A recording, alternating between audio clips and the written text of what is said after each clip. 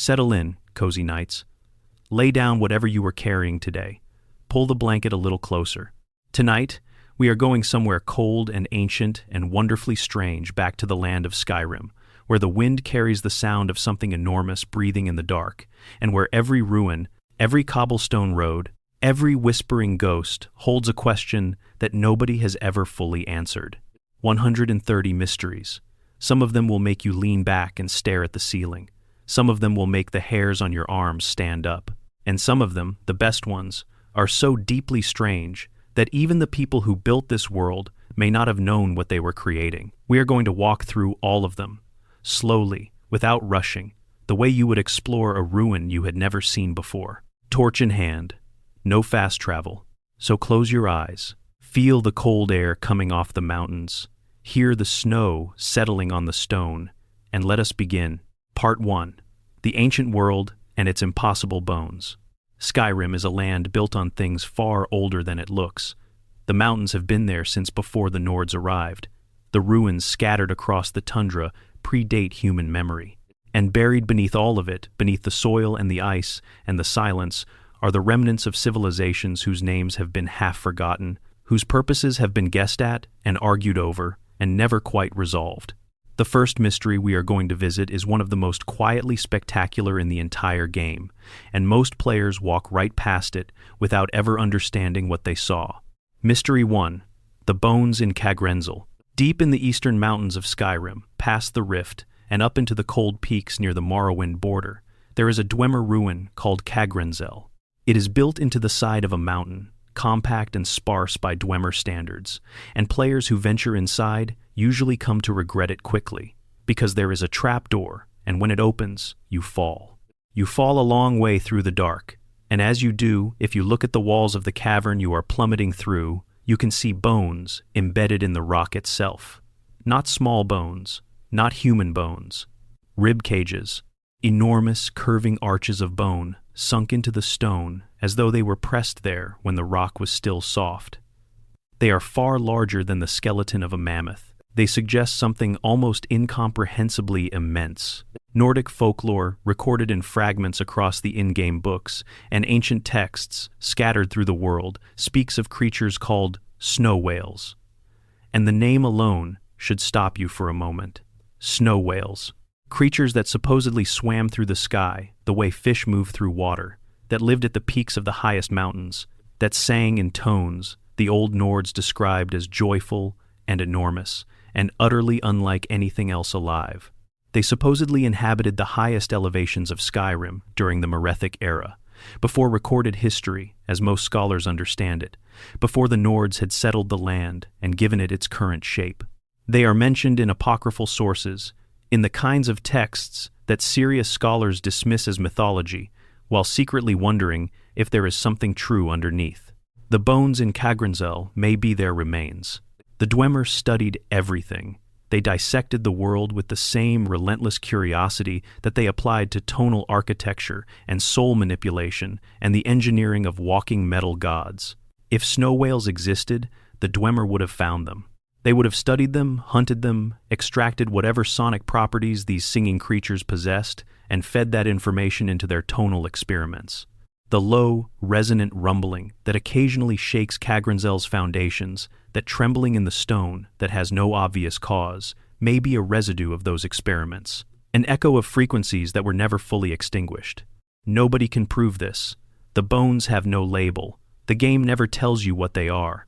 They are simply there, pressed into the stone, enormous and ancient, and demanding that you try to imagine what kind of creature left them behind. That is the first mystery. And it will not be the last time tonight that we find something huge and unexplained inside a wall. Mystery 2. The true age of the sky itself. The stars in Skyrim are not what they appear to be. Nordic cosmology, the oldest recorded understanding of what the sky actually is, teaches something remarkable and deeply unsettling. The stars are not distant suns. They are not balls of burning gas separated from Nirn by incomprehensible distances. They are holes, tiny punctures in the skin of reality, torn open by the gods when they fled the mortal world at the moment of creation. Here is the story, as the oldest texts tell it. Before Nirn existed, Before the mortal plane was made, there were powerful entities, the Etada, the original spirits, beings of pure divine potential, who existed in the chaos of pre-creation. Some of them were persuaded, tricked, or inspired to participate in the making of the mortal world. They poured pieces of themselves into it. They became the rules of nature, the bones of the earth, the laws that govern how things fall and burn and grow. Those spirits are what the Imperials call the Aedra, a word that means, in the Old Elvish tongue, simply, our ancestors. But what the persuader of this great project, a figure called Lorcan, or Shor, depending on which culture you ask, failed to mention, was the cost. Making the mortal world drained the Aedra of their divine power. Those who stayed became lesser versions of what they had been, bound to the rules they had made, unable to leave without unraveling. The ones who were strong enough to escape, who tore their way out of the mortal fabric before it fully solidified around them, ripped holes as they went. Those tiers in reality are the stars. The largest tier is the sun, where Magnus himself departed first, which is why the sun is so much brighter than everything else in the sky. The smaller tiers are where lesser spirits escaped. This means that every night, when you stand on the tundra outside Whiterun and watch the stars come out, you are not looking at distant light. You are looking at wounds. You are looking at the places where gods fled through the fabric of the world and left it perforated. And the light that bleeds through those holes is magical energy Aetherius, the realm beyond the mortal world, leaking into Nirn through the punctures the departing gods left behind. This is where Magicka comes from. Every spell ever cast, every piece of magic that has ever moved through a living body in Skyrim, came from those holes in the sky. The mystery here is not whether this is true. It is recorded in enough consistent sources that most scholars treat it as the accepted creation account. The mystery is what it means for the gods who stayed, the ones who did not or could not escape, the Aedra who remained bound to Nirn, slowly diminishing, giving up pieces of themselves to keep the world running. What happened to them? Where are they now? Are they still there? Somewhere beneath the earth, still slowly burning down like candles that were lit at the beginning of time and can never be replaced? Nobody knows. The texts go quiet at that point. Mystery 3. The two moons and what they are. While we are looking at the sky, consider the two moons, Masser and Secunda, the large red moon and the smaller pale one, circling Nirn in their slow, eternal orbits. They are beautiful and they are strange and they are, according to the oldest creation accounts, the body of a dead god. Lorcan, the one who convinced the other spirits to make the mortal world, was punished for that deception. Once the Aedra understood what they had lost, his heart was torn out. His body was split into two pieces and cast into the sky, where the two halves became the moons. The heart was fired into the ocean on an arrow, and where it landed, the red mountain of Vardenfell rose from the sea, with the heart buried in the volcanic rock beneath it.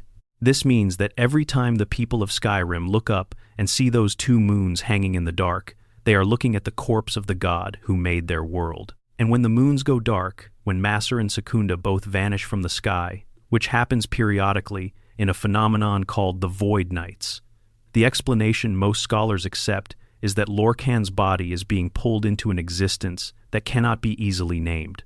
The Khajiit have a different explanation for the moons. They believe the moons are alive, that they breathe, that their cycles govern the form Khajiit children take at birth. A Khajiit, born under a full Masser and full Secunda, becomes an Alfiq, small and cat-like and unable to speak. A Khajiit, born when both moons are new, becomes an Omis, almost indistinguishable from an elf or human. The moon sugar that fuels Khajiit religious practice and fills the skooma dens of every city in Skyrim is, in their theology, literally the crystallized light of those moons, a sacrament that connects them to their lunar gods. Whether the moons are alive or dead, whether they are a god's body or divine celestial bodies in their own right, remains genuinely unresolved. The different cultures of Tamriel look up at the same sky and see fundamentally different things. Mystery 4. The Dragon Break. Before we leave the subject of cosmic mystery, there is something called a dragon break, and it deserves a quiet moment of contemplation because it is one of the strangest things the Elder Scrolls universe contains. A dragon break is an event in which time itself stops functioning linearly. It is not time travel.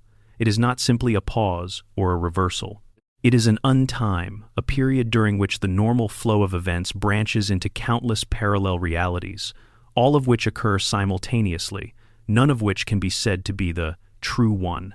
The records from periods when dragon breaks occurred are notoriously contradictory, because different regions experienced different events during the same span of time, and all of those experiences were real. The most famous dragon break lasted over 1,000 years in the First Era, and the histories of that period are a tangle of impossible contradictions that scholars have never managed to reconcile. The mystery is not just what happened during any given dragon break, but what causes them, and whether the events of Skyrim, the return of Alduin, the Thuum being used openly again for the first time in centuries, might be creating the conditions for another one. Some theorists in the Elder Scrolls community believe that a dragon break may already be underway during the events of Skyrim, and that the ability of the Dragonborn to reshape events, to absorb dragon souls, and fundamentally alter what should be inevitable, is itself evidence of untime. The game never confirms or denies this. It simply places these ideas in the world and leaves you with them. Mystery 5. The Snow Elves, Before the Fall. Long before the Dwemer vanished, and long before the Nords built their first longhouses in the Skyrim wilderness, the land belonged to a people called the Snow Elves. They were a sophisticated civilization artists, scholars, builders of things that were graceful rather than merely functional. The ruins they left behind, visible in the Forgotten Vale, accessible through the Dawnguard questline, have a quality of beauty that is completely unlike anything else in Skyrim. Frozen waterfalls, delicate stone arches, a stillness that feels like reverence rather than abandonment. The Snow Elves worshipped Ariel, a deity they understood as the god of time, and they built their greatest monuments in his honor. They had a civilization that had been developing and refining itself for thousands of years by the time the first humans arrived in Skyrim. Quote, and then came the Night of Tears. The Night of Tears is a massacre that shaped everything that came after it. The Snow Elves attacked the human settlement of Sarthal and killed nearly everyone there. Ysgramor, who was among the survivors, fled to Etmora, gathered 500 companions, and returned not merely to settle, but to exterminate. The Snow Elves were driven from the surface of Skyrim and eventually sought refuge with the Dwemer. Here is the first mystery within the mystery. Why did the Snow Elves attack Sarthal? The surface explanation is fear of the growing human population. But buried beneath the ruins of Sarthal, there is an object called the Eye of Magnus, one of the most powerful and inexplicable artifacts in the entire Elder Scrolls universe, something that seems to predate the current world entirely. Scholars who have studied it believe the Snow Elves knew it was there, that the attack was not random genocide, but a targeted operation to retrieve or destroy an artifact that threatened whatever balance existed in ancient Skyrim. The murder of Sarthal's civilians was, in this reading, collateral damage in a magical arms race. That does not make the massacre less terrible, but it changes what it was. It turns a story of unprovoked savagery into something more complicated, a civilized people making a desperate choice and destroying themselves in the process. And what happened next to the Snow Elves who survived is one of the most quietly devastating arcs in the entire game. But that story belongs to a later section, in the dark beneath the earth.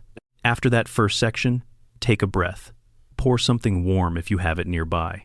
And before we go deeper into these mysteries, drop a comment wherever you are watching this from. The time, the place, even just the weather outside. There is something wonderful about knowing that people all over the world are falling asleep to these stories at the same moment.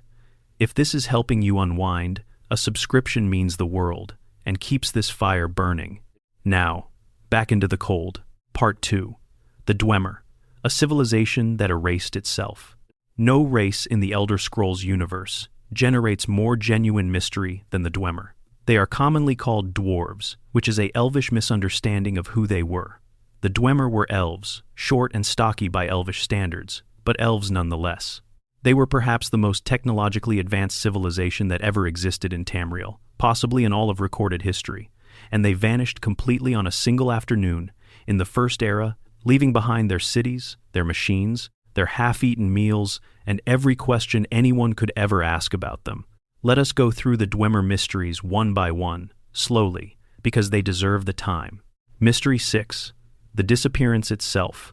The year was First Era 700, which means roughly 4,000 years before the events of Skyrim. The Battle of Red Mountain was in progress, a massive conflict between the Dwemer and the Chimer, the golden-skinned elves, who would later become the dark-skinned Dwemer of Morrowind. In the middle of that battle, Cagrenac, the chief tonal architect of the Dwemer, their greatest engineer and their highest priest, used 3 tools he had spent decades constructing and struck the heart of Lorkhan with them. And every Dwemer everywhere in the world vanished, instantly, simultaneously. Not just the ones on the battlefield, not just the ones in Morrowind. Every Dwemer on the continent of Tamriel, in every ruin, in every city, in every mine shaft and underwater laboratory and research station, was gone in the same moment. Investigators who entered Dwemer cities in the hours after the Battle of Red Mountain found piles of ash next to undisturbed weapons and armor, ash in chairs, ash in beds. Whatever had happened to the Dwemer happened so fast that their bodies disintegrated where they stood, and their machines kept running without them. And they have kept running ever since. The Centurions still patrol, the steam still vents, the gears still turn. For 4,000 years, Dwemer automatons have been guarding empty halls, following programming that was installed before recorded history began, waiting for masters who will never return. Mystery 7. What Cagrenac was actually trying to do. The standard explanation for the Dwemer disappearance is that Cagrenac was attempting to use the heart of Lorkhan to make his people into gods. He had built the Numidium, a massive mechanical body, a brass golem of almost incomprehensible scale, and planned to use the heart as its power source, with the Dwemer race collectively connected to the resulting divine energy. His book, Divine Metaphysics, survives in fragmentary form and outlines this vision. The idea that divinity is a technical problem with a technical solution, that godhood can be engineered rather than inherited or granted. The Dwemer, as a culture, did not believe in gods. They rejected the Aedra and the Daedra alike, dismissing them as powerful entities who nevertheless had no legitimate claim to worship. They believed that consciousness and technology, applied with sufficient rigor, could produce anything that gods could produce and more, because unlike gods, a Dwemer-made achievement would be fully understood and fully controlled. This philosophical arrogance was profound and, in its own way, almost admirable. They were attempting the most audacious act of self-determination ever conceived, to lift their entire race out of mortality by engineering a solution. Whether they succeeded or were destroyed by their failure remains the core of the mystery. The most commonly accepted theory is that something went catastrophically wrong, that the tools Cagrenac used created an unintended connection between every Dwemer soul and the heart of Lorkhan, and when that connection was severed, or overloaded, or transformed, it took every Dwemer with it. Where it took them is unknown. They may have been converted into the skin of the Numidium itself, becoming part of the brass body they were trying to activate. They may have been scattered across time. They may have been elevated to a form of existence that has no name in any living language. Mystery 8. Yagrum Bagarn, the last one. One Dwemer survived. His name is Yagrum Bagarn, and he can be found in the Elder Scrolls game Morrowind, living inside the Corpusarium, a shelter for those afflicted with a magical plague, because he has contracted that plague himself and cannot leave. He is bloated and swollen and deeply sad, and he has spent the centuries since his people vanished trying to understand what happened to them. He was not on Nirn when the disappearance occurred. He was traveling in an outer realm, one of those planes of existence that lie beyond the mortal world, and when he returned, everyone he had ever known was gone. He has spent what amounts to thousands of years as the sole survivor of his civilization, and the game never tells you whether he eventually found an answer. In Skyrim, Arniel Gain, a Breton mage at the College of Winterhold, becomes obsessed with understanding the Dwemer disappearance. He obtains the Dagger Keening, one of Cagrenac's 3 original tools, and uses a soul gem instead of the actual heart of Lorkhan to attempt to recreate the circumstances of the vanishing. The result is immediate and identical to the original disaster. Arniel disappears. His shade occasionally appears afterward to assist the Dragonborn, suggesting he exists in some in-between state, neither fully gone nor fully present, which may be precisely the condition the Dwemer themselves now occupy. He became a casualty of his own research, which is both tragic and enormously informative, because it confirms that the tools and the act of using them causes vanishing. It does not tell us where the vanished go. Mystery 9. The Numidium and what it became. The Numidium was eventually completed and used, not by the Dwemer, but by others who acquired or reconstructed it over the centuries. Tiber Septim, the man who founded the Third Empire and became the god Talos, used the Numidium to conquer the last holdout kingdoms of Tamriel. When it was used during the events of the Elder Scrolls, Daggerfall, it caused a dragon break, another one of those periods of untime that lasted for years and whose contradictory histories have never been reconciled. A brass god, built to be powered by the heart of a dead god, used by mortal emperors to conquer the world, possibly containing the souls of the entire Dwemer race. The mystery of what the Numidium truly is, machine, monument, prison, vessel, god, has never been answered, and probably cannot be answered with the tools available to mortal scholarship. Mystery 10. Tonal architecture and the secret language of reality. The Dwemer did not build things the way other civilizations build things. They understood through a combination of mathematics, acoustics, and what can only be described as cosmological intuition that reality itself has a frequency. That existence is, at its most fundamental level, a matter of vibration and resonance. By discovering and applying the correct frequencies, they could reshape matter, generate self-sustaining energy, and create effects that appear to be magic but are, from their perspective, simply applied physics. This is why Dwemer machinery still works after 4,000 years without maintenance or apparent power source. It is not mechanical in the conventional sense. It is tonal, self-sustaining structures built to resonate with specific frequencies that keep them operational indefinitely. You cannot run down a tonal machine the way you can run down a battery, because it is not drawing on stored energy. It is drawing on the resonant frequency of reality itself. The connection to the Thu'um, the voice that the Dragonborn uses throughout Skyrim, is not coincidental. Both are attempts to manipulate reality through sound. The Thu'um is a natural power, a gift connected to the dragon language that actually created and described the world at its inception. Tonal architecture is the Dwemer's attempt to achieve the same results through pure engineering. They were, in their own way, trying to build a mortal version of what dragons do naturally. Whether they knew this is unclear. The texts suggest they may have been aware of the comparison and deeply uncomfortable with it, given their general contempt for anything that could not be rationally explained. Mystery 11.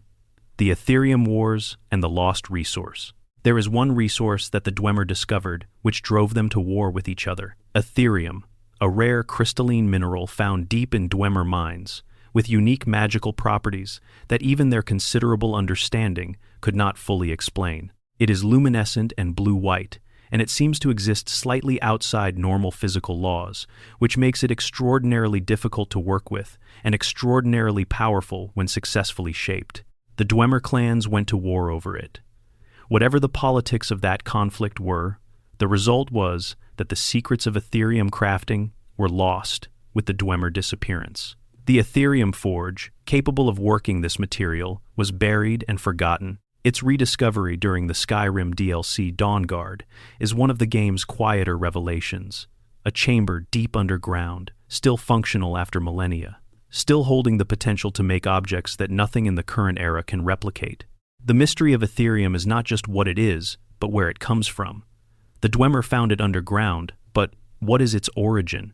Some scholars believe it is a physical fragment of Aetherius, the divine realm beyond Nirn, crystallized into matter somehow, which would explain its unusual properties.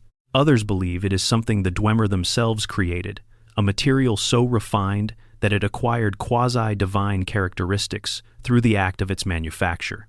No one knows. The forge is there, the material is vanishingly rare, and the people who best understood it have been gone for 4,000 years. Mystery 12. Why do the Centurions keep going? This one seems simple, but gets stranger the longer you sit with it. The Dwemer automatons, the spiders, the spheres, the Centurions, are not mechanical in any conventional sense that a modern engineer could replicate. They are tonal constructs. They have been running for 4,000 years without fuel, without maintenance, without anyone to repair them when they are damaged or to replenish whatever energy they use. They just keep going. Not only that, they keep going with purpose. They still guard the specific areas they were programmed to guard. They still respond to the specific threat assessment criteria they were built with. They behave exactly as they would have if the Dwemer had left yesterday, rather than 4 millennia ago. What this means is that the Dwemer achieved something that no subsequent civilization, not the Imperials, not the College of Winterhold, not the Thalmo, not anyone, has been able to replicate. They created constructs that are, for all practical purposes, self-sustaining indefinitely. If you could run a Centurion in an empty room with no one to fight and no mission to fulfill, would it just stand there forever? Would it deteriorate? Would it begin to behave differently once its original programming has no meaningful targets? No one has done this experiment. The Centurions are always in Dwemer ruins where there are things to fight. Their behavior outside that context is unknown. Mystery 13. The Black Books and the Dwemer Connection. In the Dragonborn DLC, set on the island of Solstheim, the player encounters objects called Black Books, volumes of forbidden knowledge created by Hermaeus Mora, the Daedric Prince of Fate and Forbidden Knowledge. These books appear in ruins across the island, and in Apocrypha, Mora's realm of endless dark libraries. But some of these Black Books have been found in Dwemer ruins. Not just near them in them, as if the Dwemer had been studying them or keeping them for some purpose. The Dwemer, who rejected divine entities as objects of worship, who built their own gods rather than kneeling to existing ones, what were they doing with the Black Books of a Daedric prince? One interpretation is that Hermaeus Mora's knowledge was too valuable for the Dwemer to ignore, even on ideological grounds. Another is that the Dwemer were studying the books as artifacts rather than as religious texts, trying to understand how they worked rather than what they meant. A third and considerably more disturbing interpretation is that the Dwemer's disappearance was in some way connected to Hermaeus Mora, that their fate, whatever it was, left some impression on his collection of forbidden knowledge, and the Black Books that turn up in Dwemer ruins are evidence of that connection.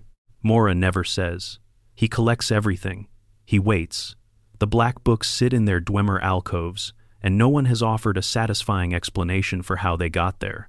Part 3.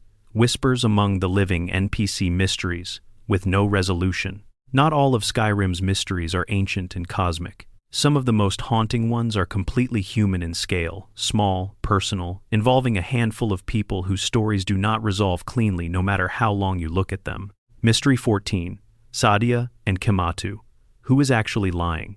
This is, genuinely, one of the most perfectly constructed moral puzzles in the game. You arrive in Whiterun and encounter 2 Redguard bounty hunters called the Alik, who are looking for a fugitive woman. Eventually, you find her a barmaid at the Bannered Mare named Sadia, though she claims her real name is Iman and that she is a noblewoman from Hammerfell. She says, she spoke out against the Aldmeri Dominion during the Great War. As a result, the Thalmor hired the Alikar to silence her permanently. She fled to Skyrim to survive. The Alikar leader Kematu says, she is a traitor who provided the Aldmeri Dominion with intelligence that led to the fall of the city of Taneth, costing thousands of lives. The Alikar are not assassins working for the Thalmor. They are warriors working on behalf of the noble houses of Hammerfell to bring her to justice. The game never tells you who is right. There is no third party with reliable information. Every piece of evidence is consistent with both stories. You have to choose, and whatever you choose, you will spend the rest of your playthrough wondering if you made the wrong call. The arguments for Kematu being truthful are fairly strong. If the Thalmor wanted Saadia dead, they would not use Redguard Alik or warriors. They have their own agents, the Thalmor Justiciars, who operate openly across Skyrim. Hammerfell, by the time of Skyrim's events, is an independent nation that threw out the Thalmor after refusing to sign the White Gold Concordat. If there was any place the Thalmor could not easily operate, it was Hammerfell.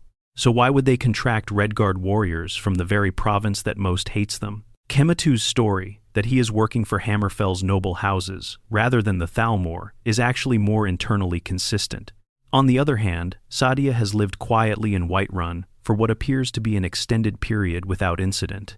She is not living extravagantly. She is working as a barmaid, which is not the lifestyle of someone enjoying the rewards of betrayal. And Kematu's behavior hiding in a bandit cave, operating in disguise, recruiting Alikar soldiers who end up in jail, does not entirely match the picture of an authorized recovery operation acting with the full sanction of Hammerfell's government. The answer is almost certainly that neither of them is telling the complete truth. Both stories have holes, both motivations are plausible, and Bethesda made a deliberate choice to leave it irresolvable.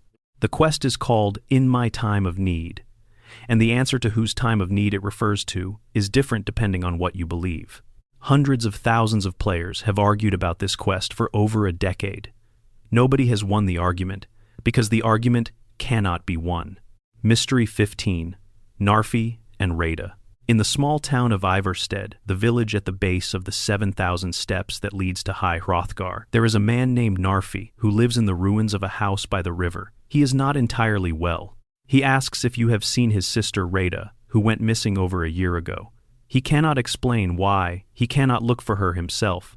He just waits, in the ruins of his family home, asking every passerby. If you look in the river nearby, you will find a skeleton wearing a distinctive necklace. Narfi confirms the necklace was Rada's. She is dead.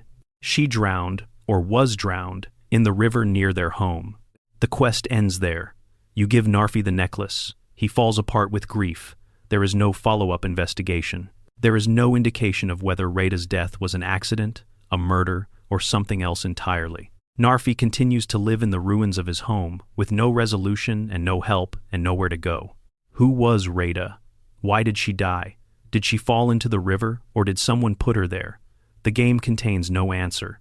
The body is in the water. The necklace goes to the brother. The mystery sits there, unacknowledged, in a small village where no one seems to think anything unusual happened except the man who lost his sister. It is small and sad and utterly unresolved, and somehow that makes it more haunting than any of the larger cosmic mysteries. Someone died, in the river, and no one ever found out why. Mystery 16. The letter from a friend. If you discover a word wall, one of those ancient carvings scattered across Skyrim that teaches the Dragonborn a new Thuum, you will eventually receive a letter. It arrives at the next inn you sleep at, delivered by a courier. The letter is from someone who simply signs themselves a friend. This person knows where you were. They know what you found. They are watching you learn the Thuum. Who are they? The game never says. The Greybeards are at High Hrothgar and do not communicate by courier. Delphine and the Blades are possibilities, but the timing suggests this person has been following you from before Delphine becomes aware of you. Hermaeus Mora has interest in the Dragonborn, but he communicates through black books, not couriers. The Thalmor observe the Dragonborn with concern, but not with helpful letters. There is a body of theory in the Elder Scrolls community that this letter is connected to cut content, that there was originally going to be a quest line or character who made the letters meaningful, and that when that content was cut, the letters remained in the game without any payoff. Bethesda has never commented definitively on this. The letters keep coming. Every word wall discovered, another letter arrives.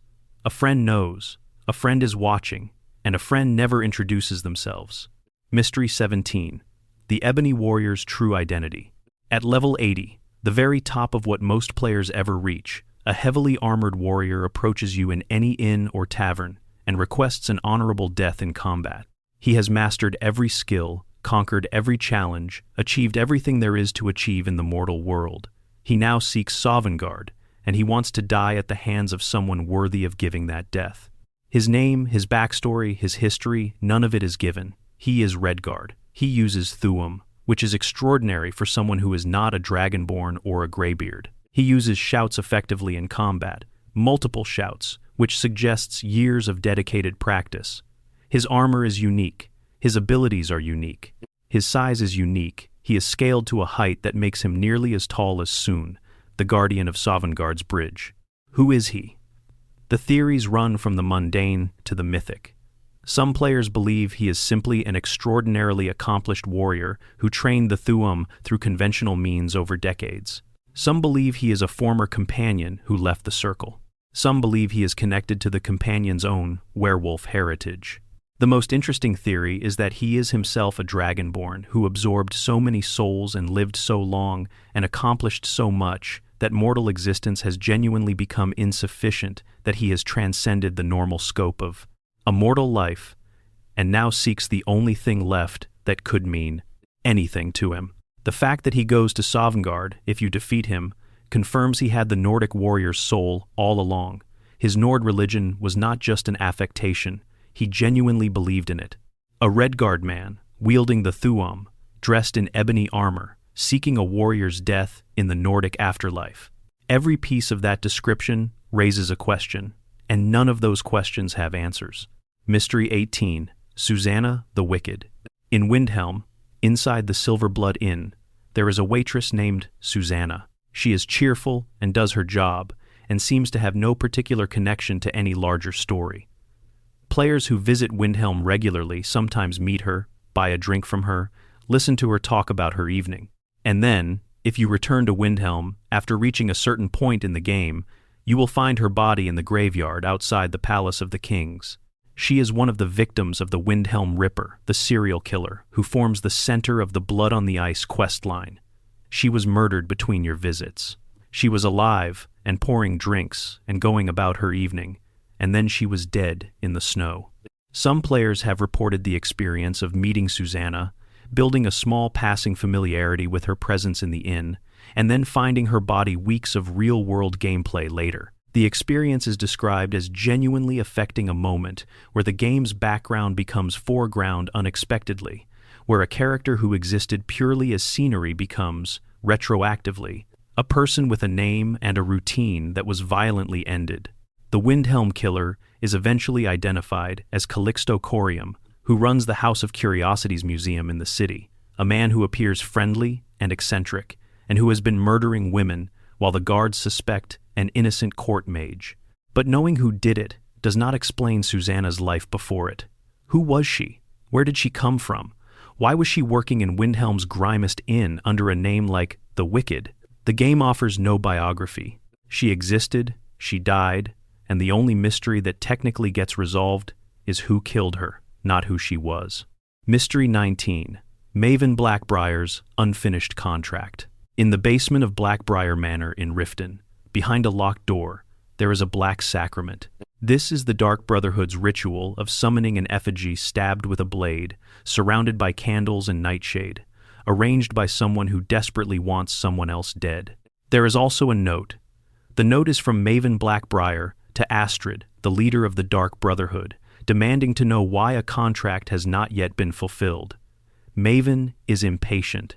Maven is specific. The target is real. The payment has been made.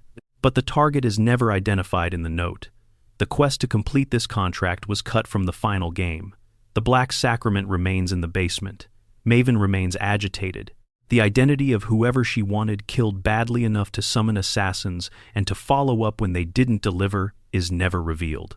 Given Maven's position in Riften, controlling the Thieves Guild, connected to the Dark Brotherhood, effectively running the city from behind a legitimate business, the target could be almost anyone.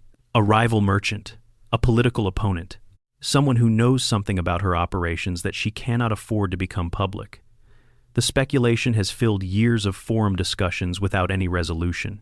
The contract was never completed. The target, whoever they were, lived.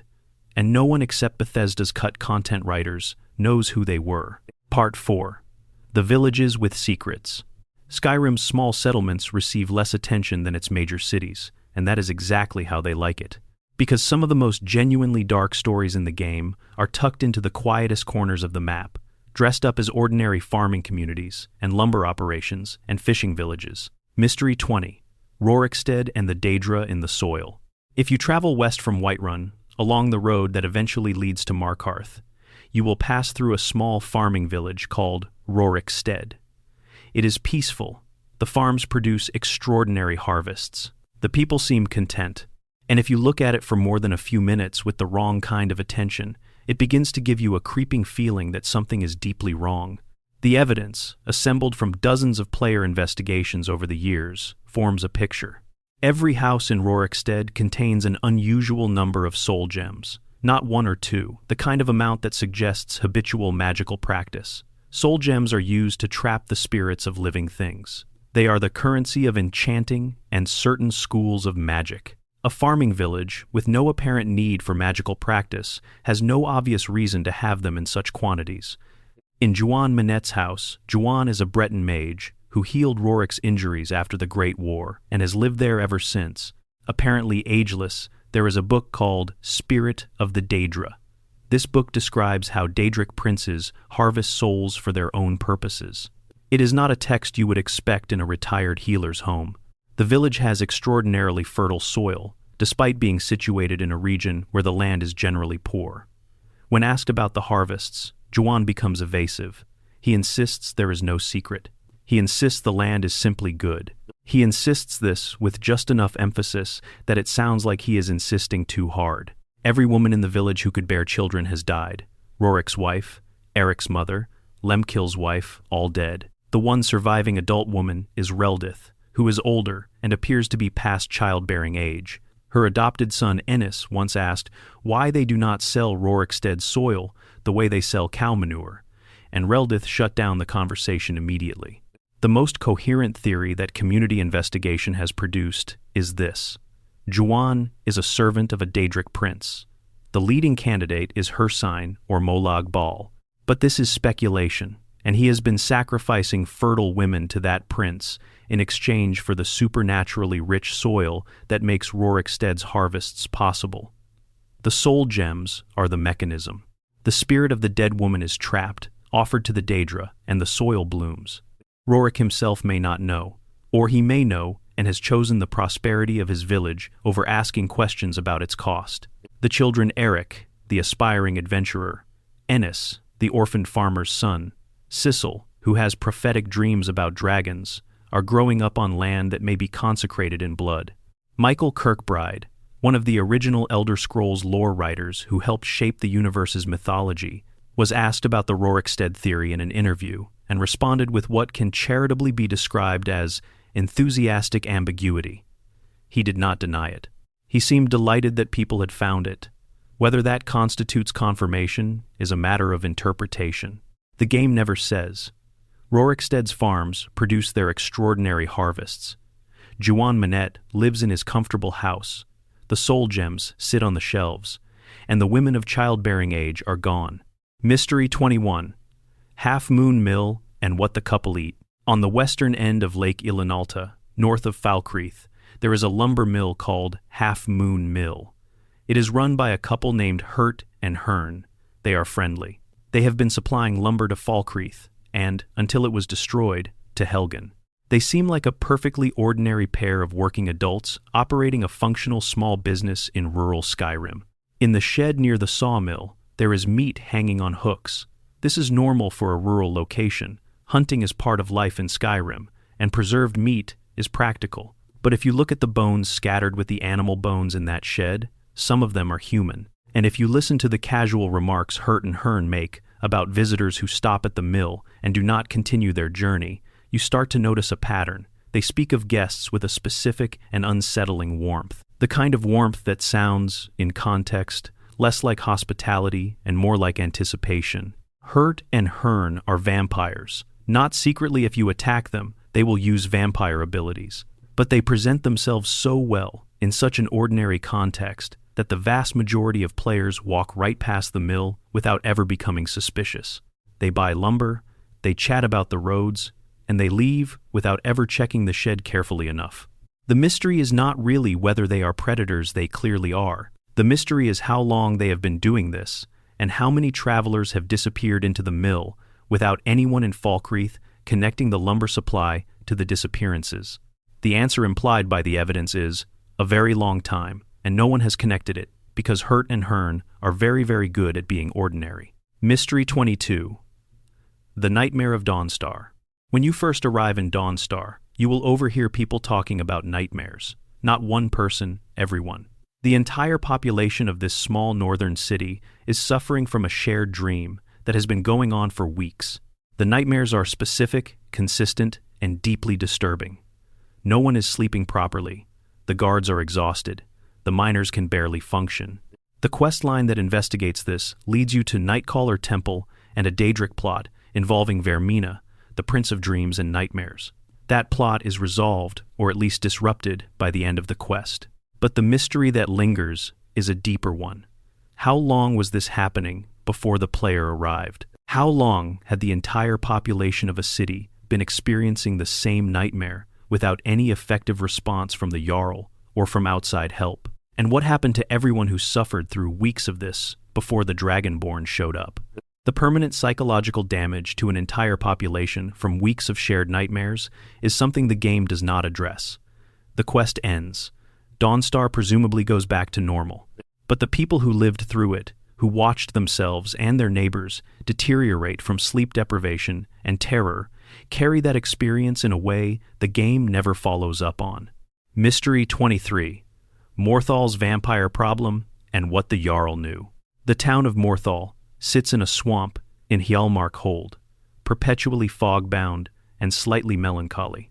When the player arrives, they discover that a house burned down recently, killing a woman named Helgi and her mother Leilette. The surviving father, Hrogar, has moved in with a woman named Alva almost immediately with suspicious eagerness. The investigation reveals that Alva is a vampire, that she enthralled Hrogar, that the house fire was deliberately set to cover her activities, and that Helgi's ghost is haunting the area where her body was buried. The ghost of a child, confused and frightened, trying to make sense of what happened to her. The Jarl of Morthal, Idgrod Ravencrone, is a seer with visions of things to come. She has been aware that something is wrong in her hold. She even makes vague comments to the player about darkness in the swamp. But she never intervened, never investigated, never connected her visions to the specific situation that cost a child her life. Was she complicit? Was she simply unable to act on vague prophetic impressions? Did she know more than she said? The game implies she was aware of something, but suggests she did not understand what it was until the player resolved it. Whether that is willful blindness or genuine limitation is left to interpretation. A child died. A vampire was operating openly in a small town. The Jarl had visions and did not act on them. And the game asks you to trust that Jarl and her steward with the safety of the people of Hjalmarch. Mystery 24. Falion's secret ritual.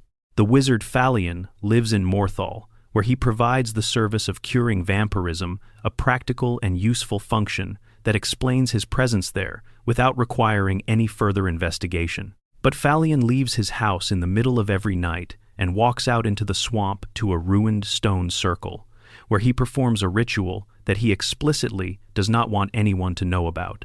If you follow him and confront him, he is genuinely frightened and begs you not to tell the Jarl. A quest called Falion's Secret starts in the game's code. It has no end trigger. It was never completed. Falion continues his nightly visits to the ruin, regardless of whether you tell the Jarl or not. The Jarl, if informed, goes to confront him, but this scene only triggers with unofficial patches. In the vanilla game, Falion simply keeps going out into the swamp every night, performing his secret ritual, and nothing ever comes of it. What is the ritual? The game provides no answer. Theories include necromancy, contact with a Daedric prince, communication with the dead, some kind of personal religious practice, or simply an experiment that he keeps to himself out of scholarly habit. The incomplete quest suggests that a fuller explanation was planned, that Falion's secret was meant to be discovered and meant to matter, and that, whatever that explanation was, it was cut before it could be written. Part 5. The Dragon War and the Priests Who Would Not Die. Before the Nords settled Skyrim, before the Companions and the Holds and the Civil War, there was a theocracy. The dragons ruled, and they ruled absolutely, through a priestly class that administered their power on Earth and demanded tribute and worship in their masters' names. Understanding the Dragon War requires understanding what it was replacing a civilization that was, in its original form, not quite what it became. Mystery 25. The Dragon Priests Before They Were Monsters. The Dragon Priests that players encounter in Skyrim's tombs are terrifying. They are ancient, undead sorcerers, wrapped in robes and golden masks, wielding magic that has been sharpened by millennia of contemplative undeath, and they are genuinely dangerous, even to high-level characters. But they were not always what they are now. In the original home of human civilization, Atmora, the frozen continent to the north, the dragon cult, was something different. The relationship between dragons and humans was described as genuinely mutual. Dragons provided magical knowledge, protection, and in some cases, actual wisdom. They were ancient creatures who had been alive since before linear time, who had watched civilizations rise and fall, and who were capable of genuine philosophical insight. In exchange, humans provided worship, tribute, and the respect that intelligent beings, who can burn cities, prefer to be given voluntarily rather than take by force. The dragon priests in Atmora were respected intermediaries. They maintained this relationship. They translated between the draconic understanding of the world and the human one. They were scholars and diplomats, as much as priests. Something changed when the cult came to Tamriel. The texts suggest Alduin's influence, or the different power dynamics of a new land, where the dragons were not constrained by the social arrangements they had developed in Atmora. Whatever the cause, the priests became oppressors. They demanded sacrifices. They imposed increasingly brutal laws. They began treating humans as subjects to be exploited, rather than partners to be cultivated. The rebellion that became the Dragon War was not against the original dragon cult philosophy. It was against the corruption of that philosophy, against what it had become when it was translated to a new context. The Nords who fought the Dragon War were not rejecting the idea that dragons were powerful and worthy of respect. They were rejecting the specific cruelty that had developed in the Tamrielic version of the cult. Understanding this changes how you read the tombs. The Draugr who guard them, reanimated dragon cult members who have spent millennia in undead vigil, waiting for Alduin's return, are not simply monsters. They are the last true believers in something that was, at its origin, not monstrous. Mystery 26. Bromjunar and the Council of Priests. The ruins of Labyrinthian in Hjalmark Hold are extensive and complex, giving the dungeon its modern name. But during the dragon cult's heyday, when it ruled all of Skyrim, this place was called Bromjunar, and it was the administrative capital of the theocracy. The highest-ranking dragon priests convened here to settle disputes between the various draconic territories, to manage the cult's empire, and to conduct whatever ceremonies connected them to their specific dragon patrons. Each of the 8 highest-ranking dragon priests was bound to a specific dragon, not to Alduin collectively, but to individual dragons who ruled specific territories. Each priest's mask was enchanted by that patron, with powers that reflected the dragon's specific domain. This is why the 8 legendary dragon priest masks Moroke, Volsung, Otar, Nakrian, Vokun, Crosis, Ragot, and Hevnarok all have such radically different enchantments. They were not standardized equipment issued by an institution. They were personal gifts from a dragon to its chosen representative, tailored to the specific relationship between priest and patron. The mystery here is what those relationships were actually like. Were the dragons genuinely bonded to their priests in some meaningful way? Did they communicate regularly? Did the priests have something approaching friendship with their patrons? Or was it a purely hierarchical arrangement the dragon commanded and the priest obeyed? The masks survive as evidence of the connection, but the connection itself has dissolved over millennia. When you find and wear a dragon priest mask, you are wearing the residue of a relationship between a mortal and a dragon that lasted for hundreds of years and ended in the Dragon War. Whatever that relationship meant to both parties is gone. The enchantment remains. Mystery 27. Forelhost and the Mass Suicide. In the mountains of the Rift, there is a monastery called Forelhost. In the year First Era 1139, an army under the command of King Harold's general Skorm Snowstrider discovered this place and besieged it.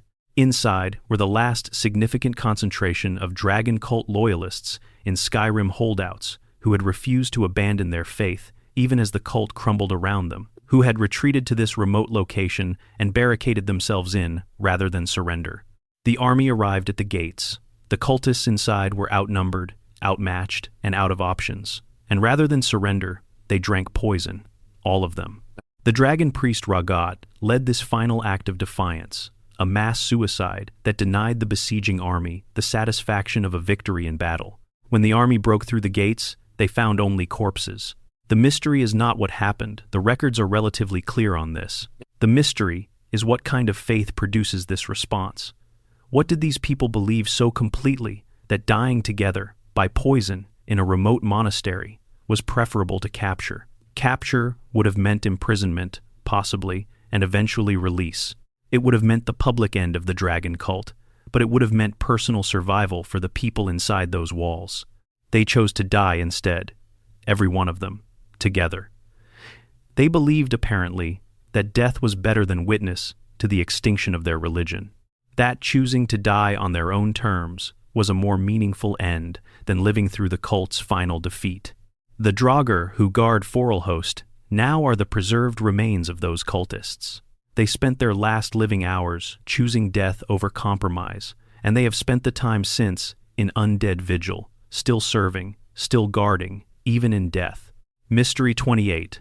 The Dragon Burial Mounds who maintained them. After the Dragon War ended, and the surviving dragons were systematically hunted to extinction, their bodies were not left to rot. Members of the dragon cult, isolated holdouts, secret believers, people who maintained their faith in hiding carefully collected draconic remains and interred them in circular burial mounds scattered across Skyrim. These were active sites of worship, maintained over generations by people who genuinely believed Alduin would return and resurrect the fallen. The scale of this commitment is extraordinary. The Dragon War ended, the dragon cult was officially destroyed. Its remaining strongholds were conquered, its leadership was killed or dispersed, and its ideology was driven underground.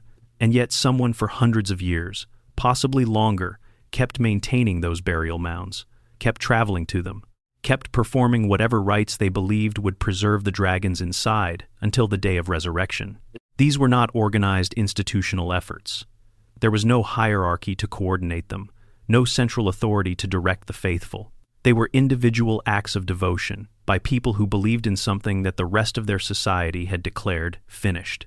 The dragon priests who guard the word walls are the ones who were buried at the sites of those battles. The Draugr are the ordinary cultists. And the burial mounds, those circular earthworks with a stone slab on top, represent centuries of quiet, invisible, uncelebrated devotion by people whose names have been completely lost. They were right, in the end. Alduin did return. The mounds did matter. Nobody was left to know it. Part 6. The Shadow Organization's Brotherhood, Guild, and the Unseen Hand. Power in Skyrim does not primarily flow through the Jarls and the Holds and the Imperial Legion. Those structures are visible, which makes them inherently limited. The real power flows through the organizations that nobody sees, or rather, that everyone sees and carefully avoids acknowledging. Mystery 29. The original Dark Brotherhood Covenant. The Dark Brotherhood's founding story is one of the most extreme origin myths in Skyrim.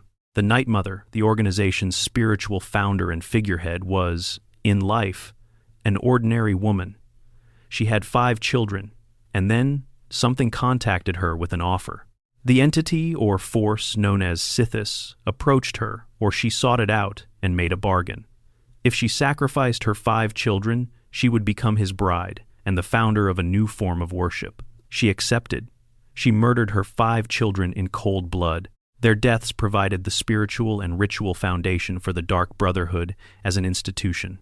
Whether this is literal truth or symbolic mythology passed down through generations of assassins, the Brotherhood itself treats it as literal truth. The Night Mother's preserved corpse, genuinely her physical remains, maintained by dark magic in a state of perpetual, uncanny preservation, still communicates with the organization's listener. A consciousness that has been dead for centuries continues to channel contracts through a mummified body. The mystery here is not whether the story is true. The Night Mother's consciousness is clearly still present in some form, because the contracts she relays are accurate and actionable. The mystery is what Sithis actually is, and what becoming his bride actually means for a consciousness that has been dead for hundreds of years. Is the Night Mother's continued existence a reward or a punishment? Is she conscious in a meaningful sense, or is she simply a relay station for information she does not personally experience? Cicero, the jester who maintained her coffin alone for over a decade in Cyrodiil, apparently had conversations with her. He believes she spoke to him. Whether that belief reflects reality or the breakdown of an isolated mind is something the game deliberately leaves unresolved. Mystery 30. Who does Maven's unfinished contract target? We mentioned this briefly, but it deserves more time, because the implications are considerable. Maven Blackbriar controls Riften. Not technically, not officially, the Jarl technically controls Riften, but the Jarl's steward is compromised, the Thieves' Guild operates at Maven's direction, and the Dark Brotherhood has at least one active contract with her. She is not a villain in the traditional sense.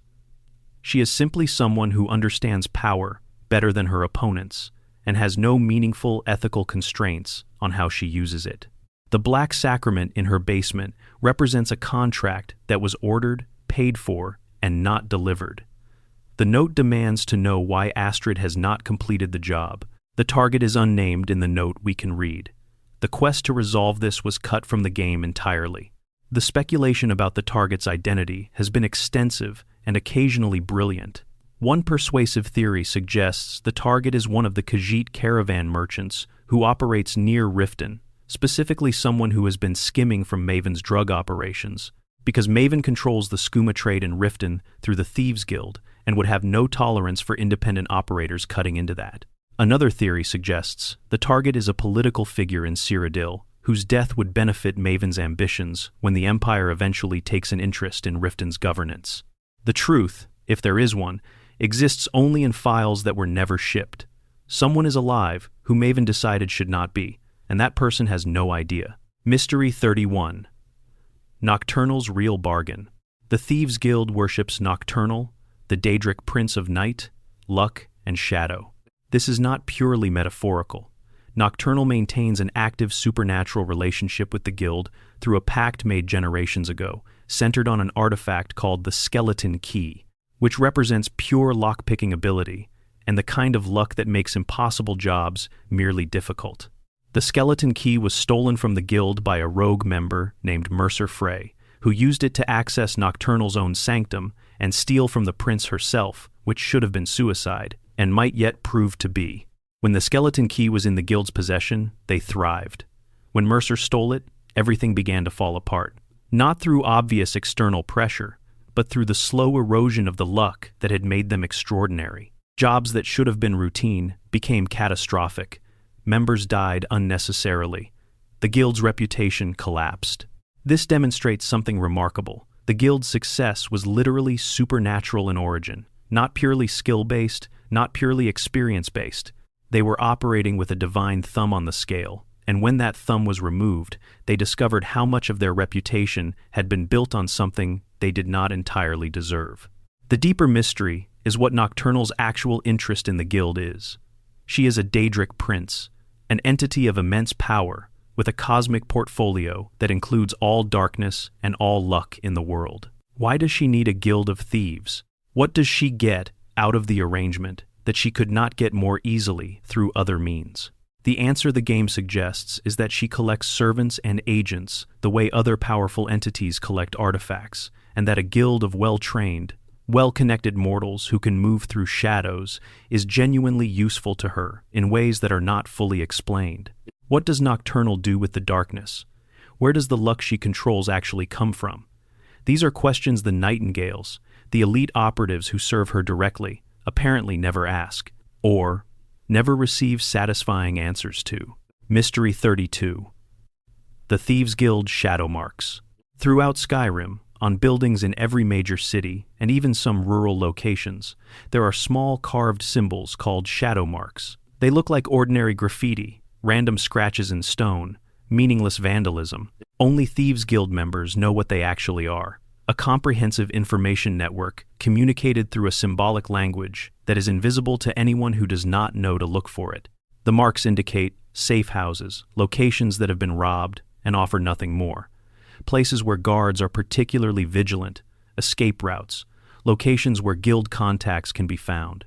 They allow the guild to coordinate across an entire province without any written communication that could be intercepted, without any verbal communication that could be overheard. The mystery of the shadow marks is not their existence. The game explains what they are, but their history. Who invented this system? When was it created? The marks appear to be old, established, part of guild tradition for long enough that they are simply assumed to be part of how things are done. But someone had to design the system. Someone had to establish the vocabulary of symbols and train enough members to make the network functional. The shadow marks also imply that the guild's reach extends further than any individual playthrough suggests. If marks appear in rural locations far from any city, the guild's operatives move through the entire province in ways that never become visible to the Dragonborn. How many thieves are there? How many members of the guild exist below the level of the ones you interact with? The Ragged Flagon and its regulars are the visible face of something considerably larger. Mystery 33. The Morag Tong and What Was Lost. Long before the Dark Brotherhood existed, there was the Morag Tong, the original assassin organization based in Morrowind, legally sanctioned by the Tribunal to perform religiously mandated killings. They believed in structured, lawful death. Their writs of execution were official documents, their kills were officially sanctioned, and they operated openly within the legal framework of Morrowind society. The Dark Brotherhood split from the Morag Tong centuries ago, rejecting the legal framework entirely and embracing pure service to Sithis without any official sanction. The philosophical difference between the two organizations is enormous.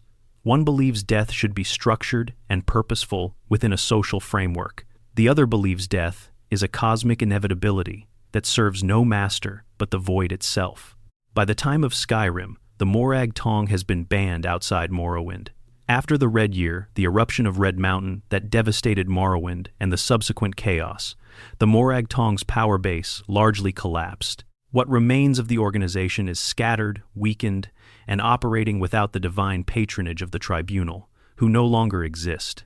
The mystery is whether the Morag Tong still exists in any meaningful sense, and if so, what form it takes without the legal framework that gave it legitimacy. Some scholars in the game suggest it has collapsed entirely.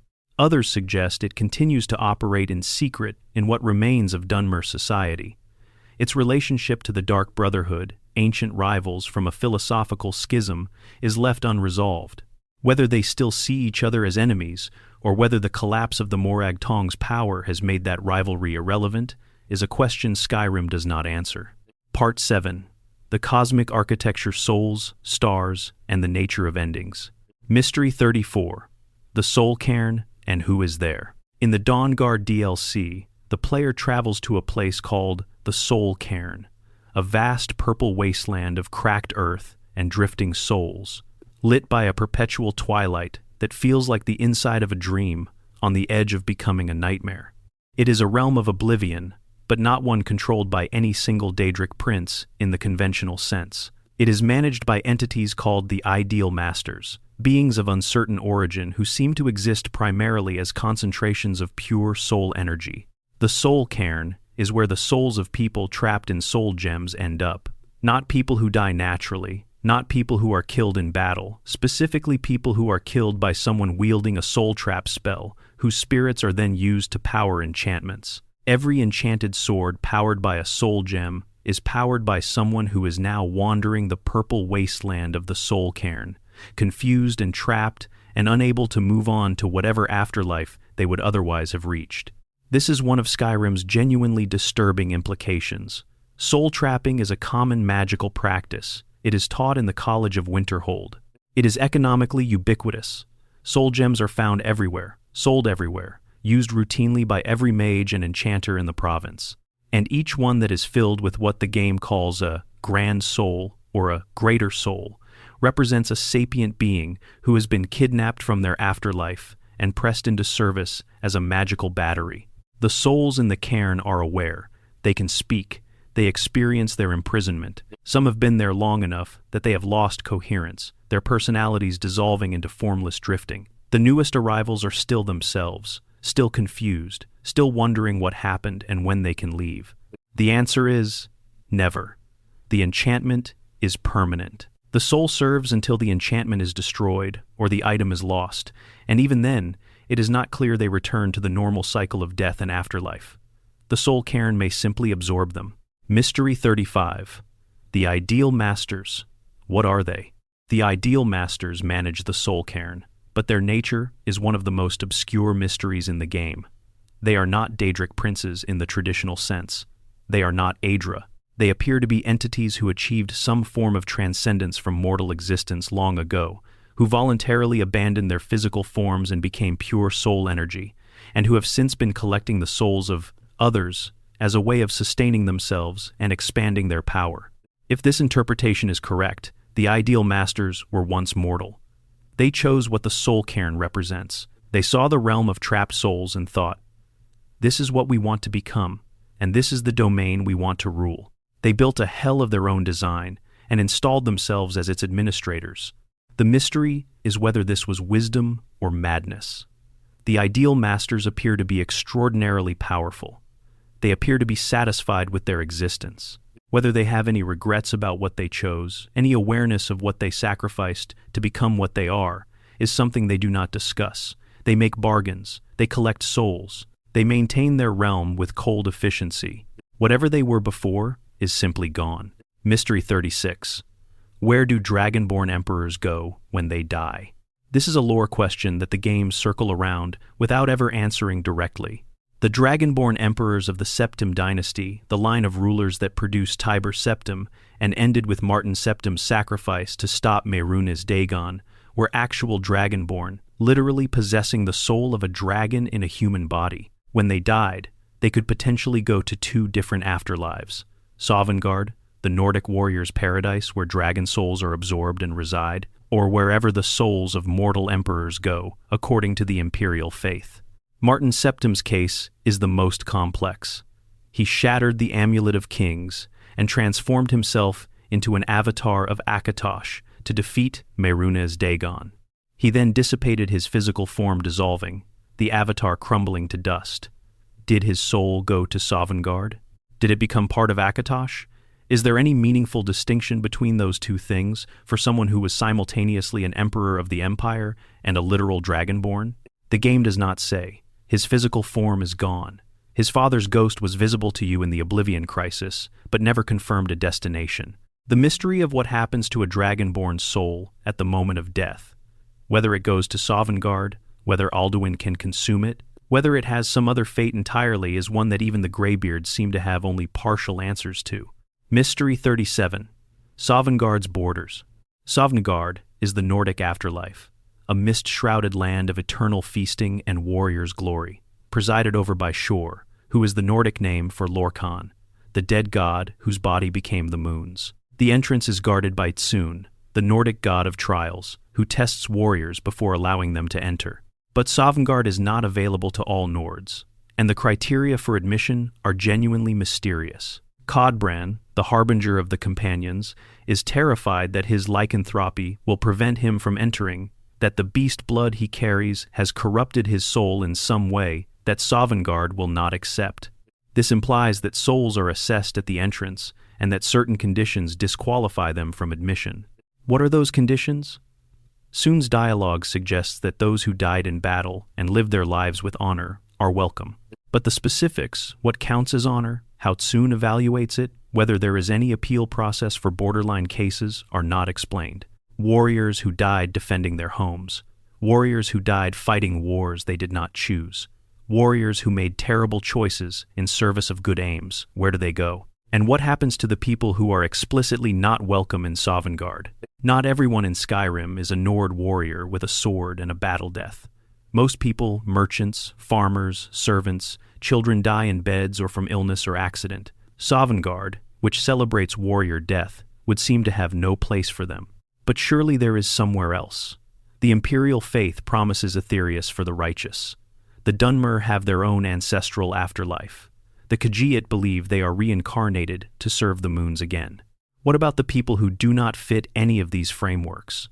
What about the people who genuinely have no religious affiliation or whose faith is in something that offers no clear afterlife? The silence around this question is enormous, and Skyrim never really fills it. Mystery 38. The Dragonborn's potential fate in Apocrypha. The ending of the Dragonborn DLC involves defeating Mirok in Hermaeus Mora's realm of Apocrypha, the endless dark library where forbidden knowledge is preserved.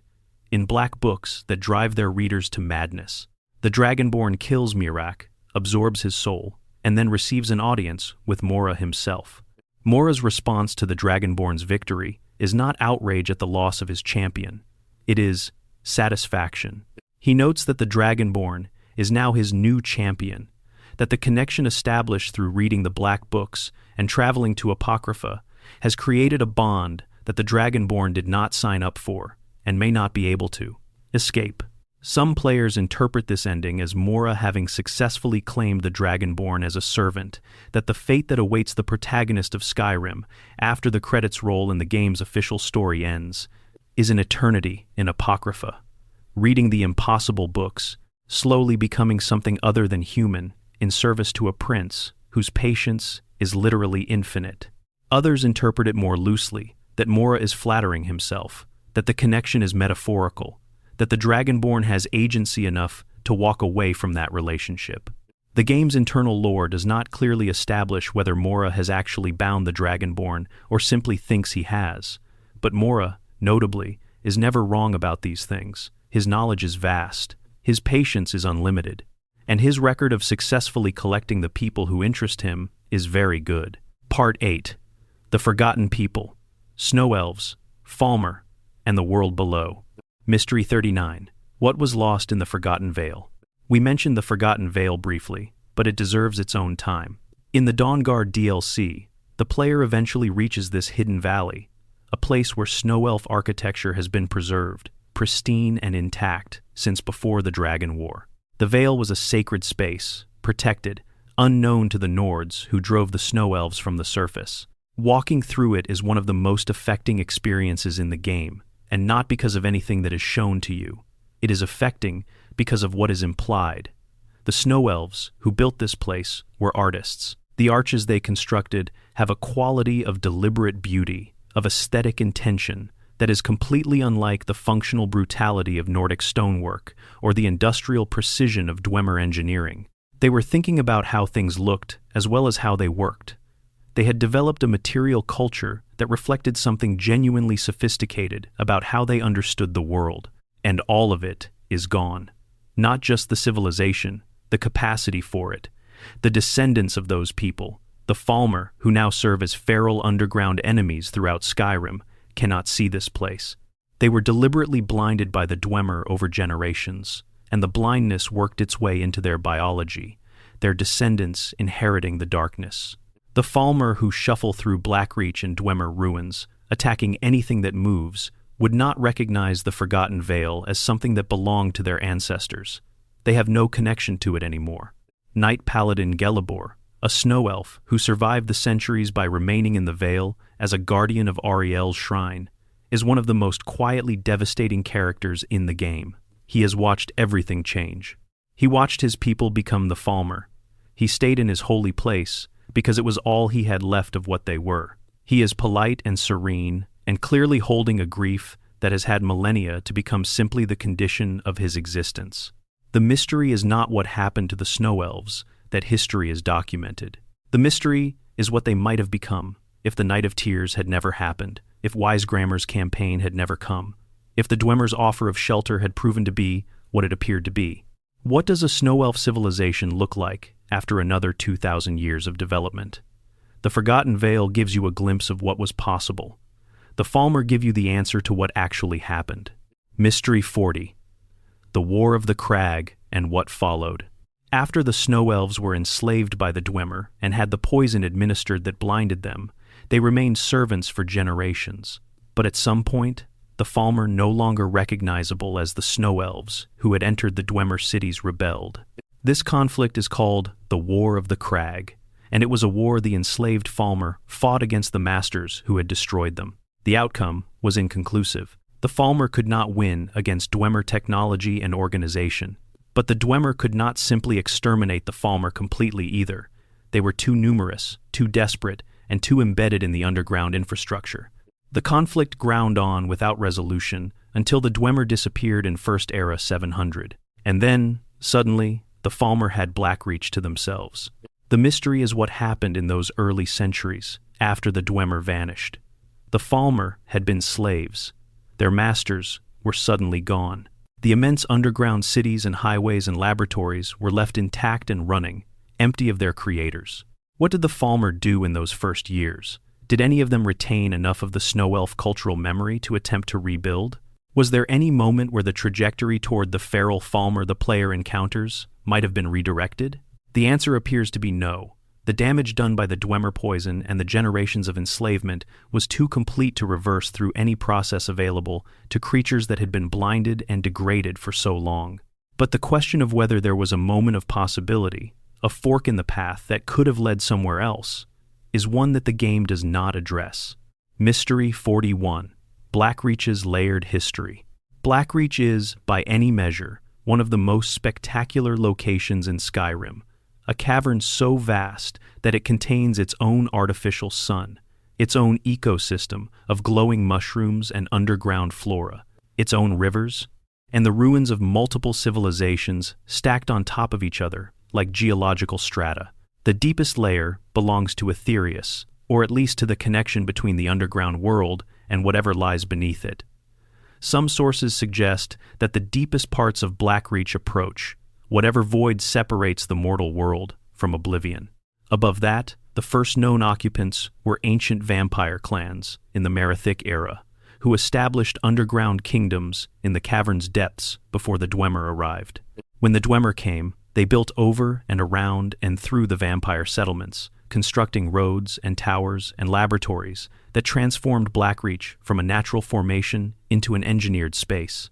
After the Snow Elves sought shelter and were enslaved, they were put to work in Blackreach's mines and tunnels, leaving their own marks on the space before the War of the Crag drove them deeper. When the Dwemer vanished, the Falmer inherited the space, and in the centuries since, other things have moved in. Chorus, large insectoid creatures that the Falmer have apparently domesticated or developed a symbiotic relationship with. The dragon Volthuriol, who somehow ended up trapped underground, a creature of open sky confined to an artificial cavern in what appears to be a permanent state of disorientation. How did Volthuriol get there? Why would a dragon be underground? The theory most consistent with what the game shows is that Volthuriol was there before the Dwemer sealed Blackreach off from the surface, that he was either lured in or flew in, and was then trapped when the Dwemer sealed the faith, entrances, and has been living in this vast underground space for thousands of years, unable to reach the sky he belongs to. The Dwemer's artificial sun may be, from Volthuriol's perspective, a cruel and imperfect substitute for the real one. He cannot leave. He has been there since before the Dwemer disappeared, and nobody has offered him a way out. Part 8.5. The Dead That Walk Among the Living. There is a particular category of mystery in Skyrim that does not fit neatly into any of the larger frameworks we have been exploring. These are the mysteries of individual people. People who should, by any reasonable accounting, no longer be present in the world, yet somehow are. Not in the dramatic undead sense of Draugr and dragon priests. In subtler, stranger ways. People who have outlasted their time.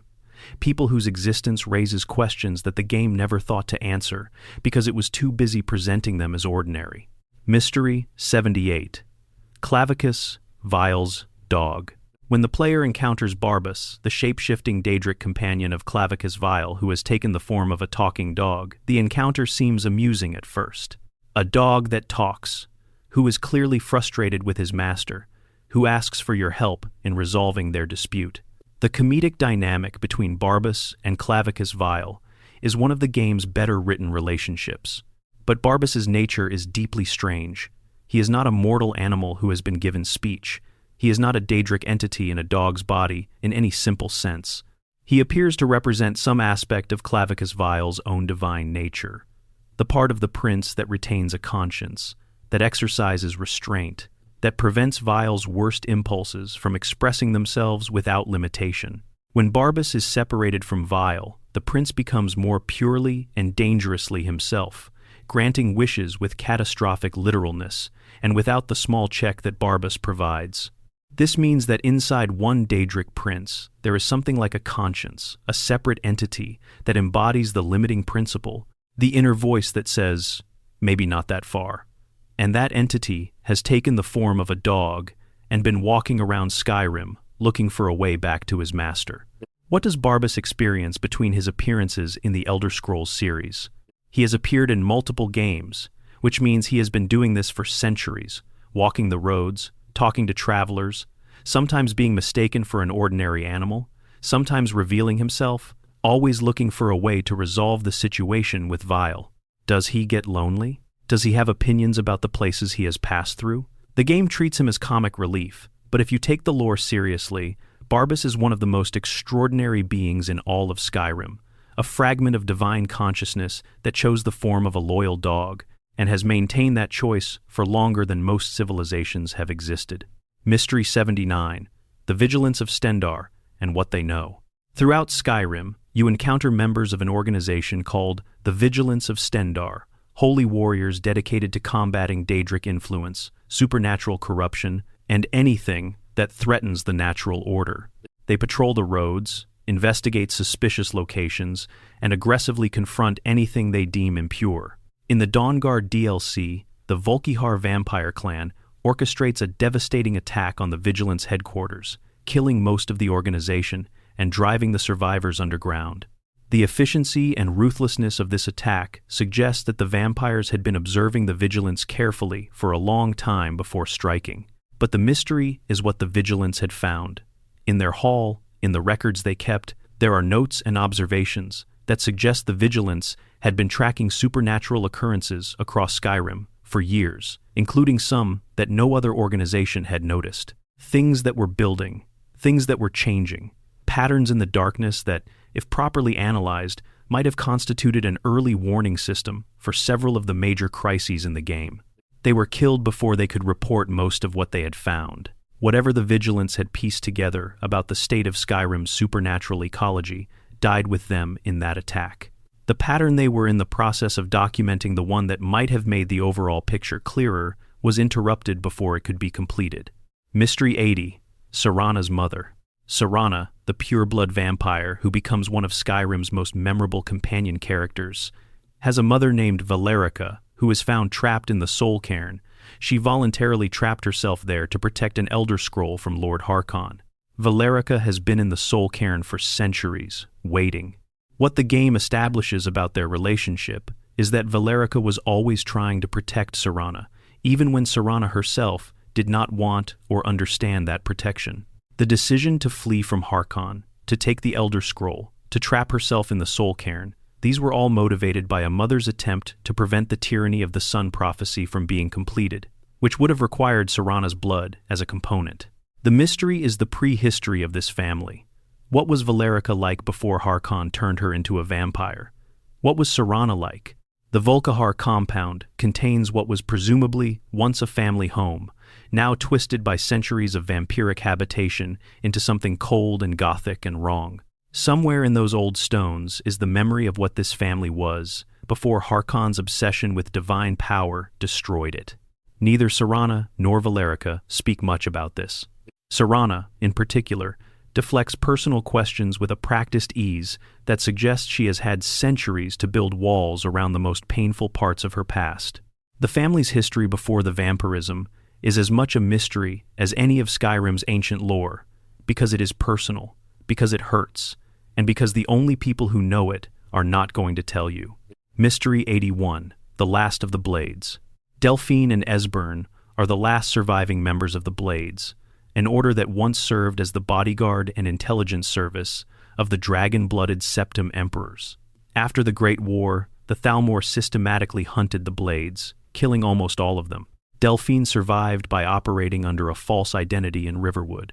Esbern survived by hiding in the Ratway under Riften for years, in a state of barely contained paranoia. The mystery is not their individual survival stories; those are told, at least partially, during the game. The mystery is what happened to the Blades as an institution between the end of the Septim Dynasty and the present day. There were decades when the Blades still existed, but had no dragonborn emperor to serve, and no dragons to hunt. What did they do? Did they maintain their training? Did they continue to operate as an intelligence network even without a clear mission? How many of them knew that dragons might return? And how long did they wait and watch for that eventuality? Esbern clearly believed. He spent those years in the Ratway studying dragon lore obsessively, preparing for a return that most other Blades apparently dismissed as mythology. His faith in the inevitability of Alduin's return, the faith that kept him alive and sane enough to function when the moment came, is the most remarkable thing about him. He was right. He prepared for decades for something that most reasonable people would have told him was never going to happen. And it happened. What sustained him? That question, which the game raises but does not fully answer, is the Blades' true mystery, not what they were, but what kept one man believing when all the institutional support for that belief was gone. Mystery 82. Kodlak's research. The harbinger of the companions, the aging leader of the organization when the player joins, has spent years researching a cure for lycanthropy, not because he dislikes the wolf form itself, but because he has come to understand that the lycanthropy bars him from Sovngarde, and Sovngarde is where he wants to go when he dies. He has a warrior's death somewhere in the near future, and he wants to know that it will take him somewhere other than Hircine's hunting grounds. His research has led him to the Glen Moral witches, to the heads of those witches as a potential cure mechanism, to the flames of the Companion's Forge in Whiterun. He has pieced together what appears to be a functional cure through independent scholarship without the College of Winterhold's resources, without an institutional framework, simply through personal research, motivated by personal spiritual need. The mystery is what else Kodlak found. His study is full of notes and books. He was clearly doing more than just researching the lycanthropy cure. He was investigating the Companion's full history, including the circumstances under which the original pact with the Glenmoral witches was made. Whether he had discovered anything about the true nature of that pact, anything beyond the official story that the Circle tells its members, is implied but never revealed. Whatever additional knowledge Kodlak possessed died with him when the Silver Hand attacked. Mystery 83. The real Maven Blackbriar. Maven presents herself as a ruthless businesswoman who has built her power through intelligence, intimidation, and strategic violence. This presentation is accurate as far as it goes. But the full picture of how she built that power, the specific decisions, the specific people she dealt with, the specific favors she called in and granted is never shown. What we see is the end state, the result of decades of careful maneuvering through Skyrim's criminal and political landscape.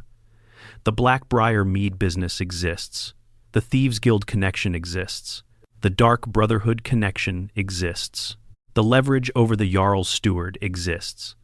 All of this was built over time, piece by piece, through choices that nobody witnessed or recorded.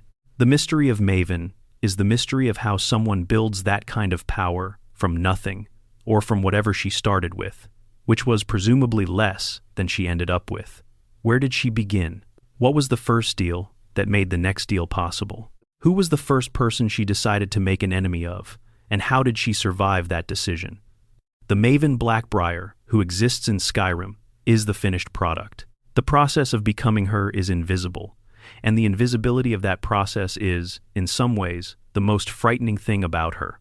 Part 8 3/4. The War That Never Made Sense. The civil war that runs through Skyrim's background.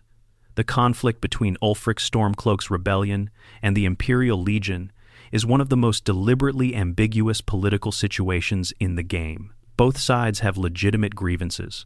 Both sides have serious flaws. And the more carefully you look at the conflict, the more it becomes clear that the war itself, regardless of who wins it, serves the interests of the people who were not invited to the table. Mystery 84. What Ulfric actually knows. The embassy documents, the Thalmor files that the player can read during the diplomatic immunity mission, classify Ulfric Stormcloak as an asset, specifically an unwitting asset. During his capture by the Thalmor during the Great War, Ulfric was broken under interrogation and provided information that aided their cause. Whether he knows this, whether he has any awareness that his most traumatic experience was exploited in ways that served his enemies, is never established. If Ulfric knows, his entire rebellion takes on a different character. A man trying to atone for an act of weakness he cannot acknowledge, fighting harder than the cause requires because part of what he is fighting is his own history. If he does not know, then he is a man of genuine conviction whose passion makes him the perfect instrument for someone else's agenda, too certain in his righteousness to question whether his righteousness is being used.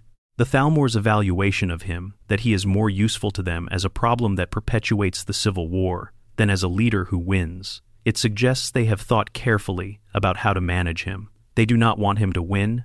They do not want him to lose. They want him to keep fighting, consuming Imperial resources, giving the Stormcloaks enough success to continue, and the Empire enough threat to maintain troops in Skyrim, rather than positioning them against the Aldmeri Dominion. Whether Ulfric has ever, in a quiet moment, wondered why every victory seems to bring them no closer to a conclusion is a question the game never asks him. Mystery 85. General Tullius and the Empire's Real Assessment. General Tullius, commanding the Imperial forces in Skyrim, is presented as a pragmatic, cyrodiilic soldier who views Skyrim's politics with the weary professionalism of a man who has been managing difficult postings for a long time. He has no patience for Nordic mythology, no particular interest in the spiritual dimensions of the conflict, and a soldier's desire to simply win and go home. But Tullius is also clearly a capable intelligence officer, and it is difficult to believe that a capable Imperial intelligence officer would not have access to the same Thalmor embassy documents that the player can read during the mission. The documents that reveal Ulfric's asset status, the Thalmor's preference for continued civil war, the deliberate manipulation of both sides. Does Tullius know? If he does, his prosecution of the war takes on a different character. A man who knows his side is fighting a conflict that the real enemy has engineered, trying to end it quickly enough to deny the Thalmor the prolonged stalemate they want, without being able to explain his urgency to anyone around him. If he does not know, then the Empire's most senior military commander in Skyrim is operating without information that would fundamentally change his strategic calculus. The game never clarifies this. Tullius is efficient and focused, and carefully unexpansive about his actual thoughts on the larger political situation. Whether that reticence reflects ignorance or knowledge is impossible to determine. Mystery 86. The Greybeards and the Civil War. The Greybeards at High Hrothgar maintain strict neutrality in the Civil War. They do not support the Stormcloaks. They do not support the Empire. They host a peace summit between the factions during the main questline, which produces the armistice that temporarily halts the fighting. But their neutrality is more complex than it appears. The Greybeards possess information that is directly relevant to the Civil War's stakes. They understand the return of Alduin. They understand that the conflict between Ulfric and the Empire is consuming exactly the military and economic resources that Skyrim and the Empire will need if Alduin is not defeated. They have, in their long centuries at High Hrothgar, certainly developed opinions about the various political actors in Skyrim's history. Why have they not intervened more directly? Their philosophy, the Way of the Voice, counsels restraint in the use of the Thuum, and, by extension, restraint in the use of any power. But there is a difference between restraint and indifference, and the Greybeard's stance sometimes looks more like the latter. They host the peace summit when the Dragonborn asks them to, not before. They do not go to the Jarls or the generals to warn them that a world-devouring dragon's return makes their conflict strategically suicidal. Is this wisdom or abdication? The question is one the game poses without answering. Mystery 87. The Forsworn's legitimate claim. The Forsworn, the briar-hearted warriors who attack travelers in the Reach, are presented by most NPCs in Skyrim as simple barbarians, bandits with a spiritual component, terrorists who prey on civilized society. The game's quest, No One Escapes Sidna Mine, complicates this picture considerably, revealing that the Forsworn are the native people of the Reach who were displaced by Nordic conquest and are fighting to reclaim their ancestral homeland. But the full complexity goes even further. The Reach has changed hands repeatedly throughout history. The current Nordic population has been there for generations. Some of them have as much legitimate claim to the Reach as any historical argument can establish. And the Forsworn's tactics, which include attacks on civilians, make any straightforward moral accounting complicated. Who is right? The game, wisely and frustratingly, does not tell you. You can help the Forsworn king escape from prison, or you can help the Silverblood family maintain their dominance. Neither choice resolves the underlying historical dispute. The Reach will still be contested land, and the Forsworn will still exist, and the question of whose claim is more legitimate will remain exactly as complicated as it was before the Dragonborn arrived. What the game suggests, through the careful construction of this situation, is that history does not produce clean answers. The most legitimate grievances and the most terrible methods can exist in the same movement, and choosing which to respond to the grievance or the method is itself a moral choice the game refuses to make for you. Mystery 88. The Thalmor's actual endgame. The Thalmor want to unmake the world. not through destruction in the conventional sense, but through a theological process, the elimination of Talos as a deity, the removal of the influence that his deification created, and ultimately the reversal of what they believe was done to the Aldmeri, when the Aedra sacrificed pieces of themselves to create the mortal world. In the Altmer theological view, the creation of Mundus was a catastrophe, the reduction of perfect divine beings to imperfect mortal ones, through the draining of divine power that building the mortal world required.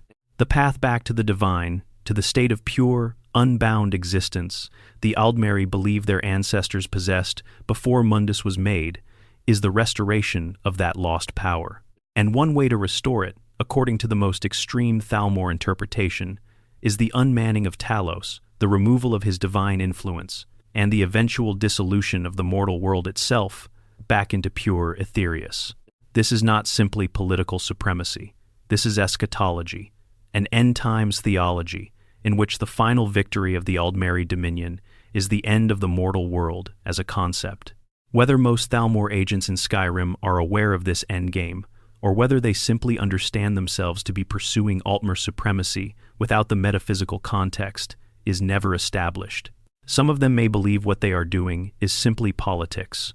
Some may know what the full theology implies and have made peace with it, and some may have never thought that far ahead, which is, in its own way, the most disturbing option. Part 8 and 7/8, the magic system and what it conceals. The schools of magic that the College of Winterhold teaches, destruction, restoration, conjuration, alteration, illusion, enchanting, are presented as a comprehensive taxonomy of magical practice. This is a simplification. There are forms of magic in Skyrim that do not fit any of these categories, that predate the current system, that may be fundamentally distinct from the magic that flows through mortals from the stars. Mystery 89. The Psijic Order's methodology. The Psijic Order, the ancient magical organization that appears during the college questline to retrieve the Eye of Magnus, practices something called the Old Ways, which they describe as a form of magic that predates the current schools and operates on fundamentally different principles. They can freeze time, walk through stopped moments, appear and disappear without the usual evidence of teleportation. None of this corresponds to any school of magic the college teaches.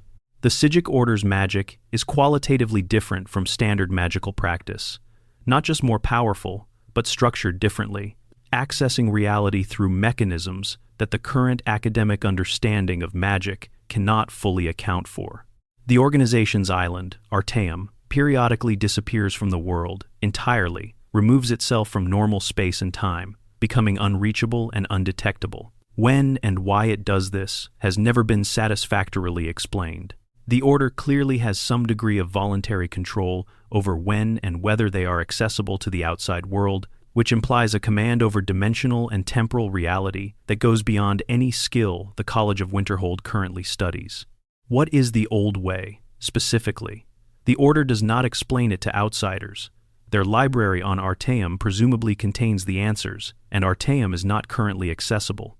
The mystery is self-protecting. The organization that could answer the question has removed itself from the situation. Mystery 90. The Ancestor Stones and what they really are. The standing stones scattered across Skyrim, the Warrior Stone, the Mage Stone, the Thief Stone, and all the rest grant blessings to those who activate them. These blessings have mechanical effects, experience gains in certain skills, passive abilities, small statistical improvements. The game presents them as ancient, magical infrastructure, cultural remnants of a time when these markers held religious significance. But consider what the stones actually do. They respond to individual people who touch them. They assess something about the person touching them, not their choice, because the player selects which stone to activate, but the connection between the stone and the specific soul of the person who touches it. And then they provide exactly the right kind of boost for whatever path that person is following. This is not passive magic. This is responsive magic. The stones are not simply emitting power in all directions. They are identifying what the person who touches them is and providing specifically tailored support. What allows them to do that? What is the sensing mechanism? And who installed that sensing mechanism? Were these stones placed by the Nords who settled Skyrim? or by something older, by the Aedra who shaped the laws of Nirn, leaving small access points throughout the world for the mortals who would eventually walk over them?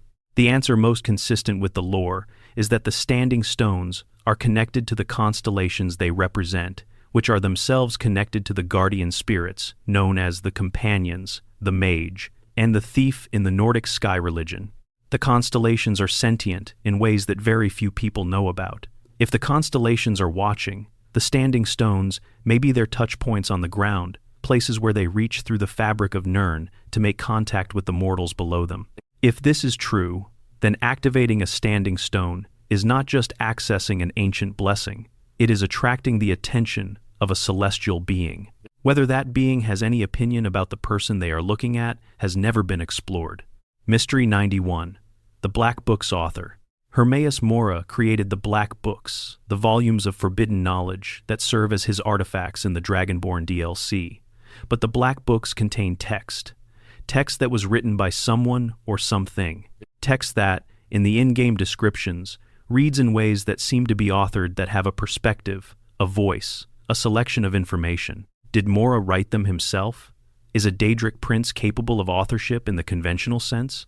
Or are the Black Books assembled from texts that already existed, stolen from libraries and archives, and the minds of scholars and mystics, and whoever else Mora has consumed over the millennia, compiled and arranged by Mora's intelligence into something that serves his purposes?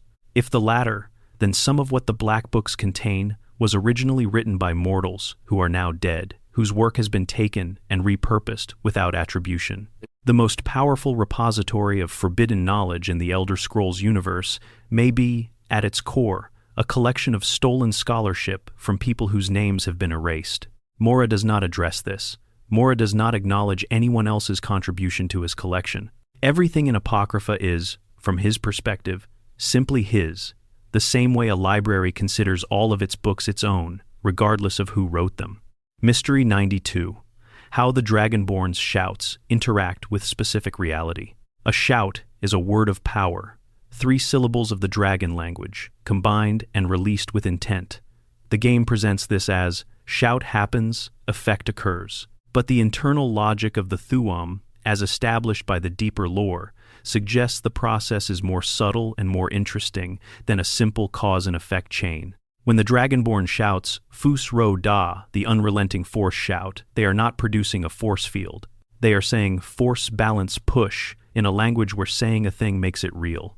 The unrelenting force that hits the target is not a separate magical effect triggered by the words.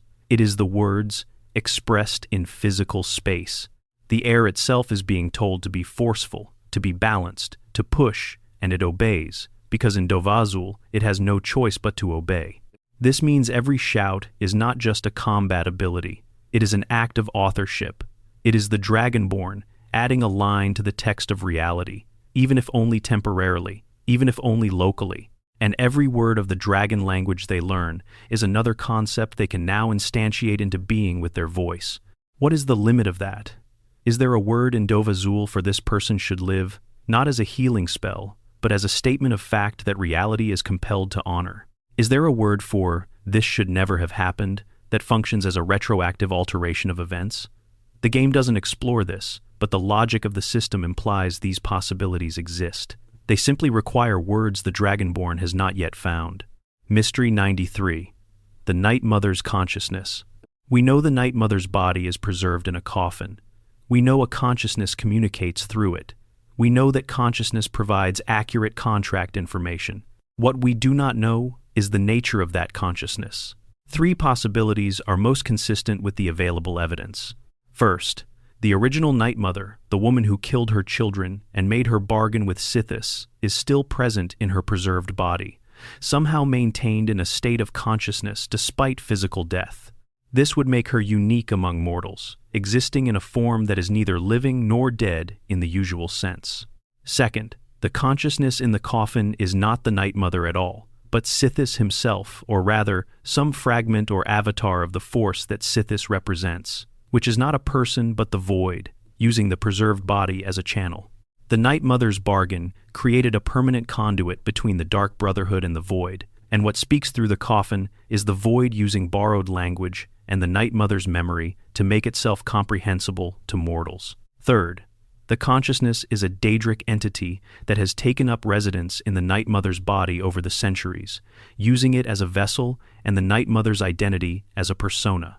The real Night Mother is long gone to whatever afterlife was available to her, and something else has moved into the vacancy. The game implies, but does not confirm the first option. Cicero believed it, the listener believes it, but the game has established repeatedly that the most sincere belief in the Elder Scrolls universe does not constitute evidence of truth. Part 9. The Dragonborn's Burden. Mystery 42. What the Thu'um is really doing. The game presents the Thu'um, the Dragonborn's shouts, as a powerful combat mechanic. You learn words of power, you combine them into shouts, you use them in battles to push enemies off cliffs, or slow time, or summon storms. The gameplay loop is intuitive and satisfying, but the deeper lore of the Thu'um describes something considerably more complicated and considerably more dangerous. The dragon language Dovazul is not simply a means of communication between dragons. It is the language in which the world was made. When Alduin and his kin spoke in the earliest moments of creation, they were not describing reality, they were creating it.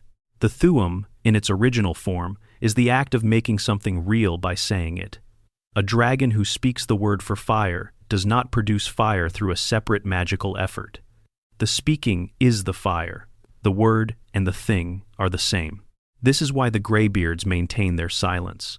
They have spent centuries achieving a level of mastery of the Thu'um that means they cannot speak casually without reshaping reality around them. A conversational greeting in Dovazul, spoken without absolute discipline, could cause avalanches, shatter stone, or harm anyone nearby through the unintended force of the words. The cost of true mastery of the voice is the permanent inability to speak without consequence. When Arngir speaks to the player in plain language, this is a deliberate accommodation, an active choice to use a lesser, safer form of communication rather than the one that reflects his true capacity. It is an act of restraint that he performs every moment of every conversation. The mystery is what the Thu'um's theoretical limit is. If speaking the dragon language creates reality, what happens when you speak something that reality cannot accommodate? Is there a word that cannot be spoken without destroying the speaker? Is there a shout that would end the world? The game implies that Alduin's Eat the World, shout the one he would use at the end of each Kalpa to consume existence and reset the universe, is something like that ceiling. But the Dragonborn absorbs dragon souls. The Dragonborn's capacity for the Thu'um is theoretically unlimited. What is the furthest possible reach of a fully realized Dragonborn's voice? Nobody knows. The Greybeards do not teach it. Paarthurnax does not describe it. It is simply there, implied, at the edge of what the game establishes. Mystery 43. The Letter from a Friend, a Deeper Theory. Return for a moment to the mysterious person who sends letters when the Dragonborn discovers a word wall. One theory that has never been definitively disproved is that the letters are from the Dragonborn's own future self. The Elder Scrolls universe has established repeatedly that time is not a reliable linear progression. Dragon breaks, the Elder Scrolls themselves, and various other mechanisms have demonstrated that causality in Tamriel is more suggestion than law. A Dragonborn who eventually achieves sufficient mastery of the Thu'um might well be capable of sending information backward through time to an earlier version of themselves who is just beginning to discover the words of power. If this is true, the letters are not surveillance, they are guidance. A more experienced Dragonborn, pointing their earlier self toward the right word walls, accelerating the learning curve, ensuring that the Dragonborn becomes powerful enough to defeat Alduin in time. The friend, who signs the letters, is not a mysterious third party. It is the protagonist, addressing themselves from a future they have not yet lived. This theory is beautiful and unprovable, and perfectly consistent with how the Elder Scrolls universe handles time. It is also completely unconfirmed by any official source. Mystery 44. How does the Dragonborn read an Elder Scroll without going blind? This one has bothered players since the game came out. Elder Scrolls are artifacts of immense power objects that contain, in some format that cannot be easily described, the record of all possible events across all time. Reading one is extraordinarily dangerous. The moth priests who specialize in reading them spend decades in preparation, and even they typically lose their sight in the process. Dexion Evicus, the moth priest, who reads an Elder Scroll in the Dawnguard questline, goes blind from the effort and has dedicated his life to this work. The Dragonborn reads an Elder Scroll to witness the ancient Nords' banishment of Alduin, a crucial moment in the main questline, with apparently no preparation and no lasting consequences, no blindness, no madness, no obvious deterioration. Why? The game never explains this. The most common fan theory is that the Dragonborn's unique soul, the Dragon Soul, inhabiting a mortal body, provides a measure of protection against the Elder Scrolls' reality-disrupting effects. Dragons are creatures of time and language. They exist in a relationship to temporal reality that is fundamentally different from that of ordinary mortals. The Dragonborn, carrying that soul, may process the information encoded in the Elder Scroll differently than a mortal would. But this is speculation. The game establishes that it happens and moves on without asking why. Mystery 45. What happens when the Dragonborn absorbs a dragon soul? This is a mechanical feature with disturbing implications that the game deliberately underexplores. Dragon souls contain the accumulated memory, power, and identity of beings that have existed since before linear time began. When the Dragonborn absorbs one, they are not simply gaining experience points, they are integrating the identity of another conscious entity into their own. By the end of the main questline, the Dragonborn has potentially absorbed dozens of dragon souls. The Greybeards warn about this. They suggest that the Dragonborn must meditate carefully and maintain disciplined use of the Thu'um, specifically to prevent their dragon nature from overwhelming their human identity. The concern, stated plainly, is that someone who absorbs enough dragon souls might stop being meaningfully human in their perspective, might begin to think in terms of dominance and territory, and the inherent superiority of the draconic worldview, because that is what hundreds of dragon voices whispering in the back of your consciousness will tend to promote. The game never depicts this corruption explicitly. The Dragonborn you play remains the Dragonborn you play, with whatever values you assign them at creation. But the lore insists the danger is real. The Greybeard's training in the way of the voice is not just about using the Thu'um correctly. It is about maintaining enough of yourself to resist what the dragon souls you absorb are continuously trying to make you become. Part 10. The cut world things Bethesda left behind. Mystery 46. The bugs in jars. In certain locations across Skyrim, primarily in the homes of characters with a particular interest, in the unusual, there are jars containing preserved insects. Not just common insects, specific, identifiable bugs, each one sealed in its own container, displayed as if they were specimens in a collection. The existence of these jars was, for years, one of the most persistent mysteries in Skyrim.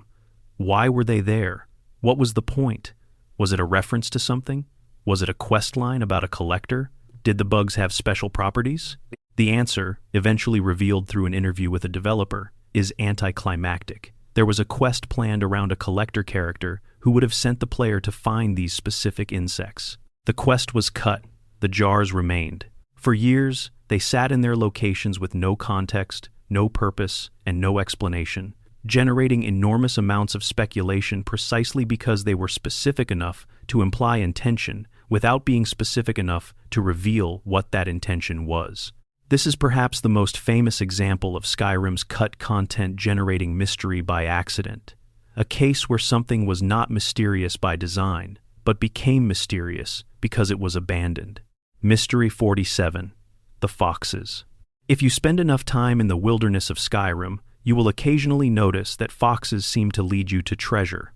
You see a fox running, you follow it, and you end up at a chest or a stash of loot that you would not have found otherwise. This is delightful and seems like intentional game design, a fox as a guide mechanic, leading attentive players to rewards. Players reported it, guides celebrated it. People recommended following foxes as an early game strategy for finding loot. Then, a developer confirmed that it is not intentional. The foxes are not leading players to treasure. They are fleeing from the player, running in a direction that happens, in many cases, to be toward a pre-placed loot location, because the map's loot locations and the fox's pathfinding algorithms interact in a way that was never planned. The foxes are scared. They are running away from you. The treasure is a coincidence. But here is the thing. The discovery of this explanation has not made people stop following foxes, because the coincidence is consistent enough to be functionally useful. The foxes do, in practice, lead to loot frequently enough that following them is a reasonable strategy. The system is not intentional, but it is real. There is something philosophically interesting about that. A pattern that no one designed, that emerged from the interaction of two unrelated systems, that is functionally indistinguishable from intentional design. Is it still a secret? Is it still a mystery? The answer depends on what you think a mystery is. Mystery 48. Balgruf's Children, and what was almost a quest. Dragon's Reach, Jarl Balgruf's longhouse in Whiterun, is one of the most visited locations in the game, and if you spend time there, you will notice that the Jarl's children are unusual. His son Nelkir is quietly unsettling. He makes dark comments. He seems to know things children should not know, and he mentions hearing whispers from a black door in the basement. His other children are slightly unusual in their own ways. The basement of Dragon's Reach contains a whispering door. Behind it is a Daedric artifact connected to Mephala, the Prince of Secrets and Lies. The door whispers. Nelkir has clearly been listening. A quest called the Whispering Door allows the player to investigate this, but data mining reveals that this was originally a considerably more expansive story. All three of Balgruf's children were meant to fall under Mephala's influence. There were supposed to be scripts in which the children committed parricide, murdered their father. The scripts remain in the game's files, unused. Hrongar, Balgruf's brother, was originally supposed to become Jarl as a result. What we got is a truncated version of a much darker story. Nelkir carries the shadow of a plotline that was never completed. The Whispering Door whispers to less effect than it was meant to. And the question of what happens to the children of Whiterun after the main story, who is never followed up on, remains permanently open. Mystery 49.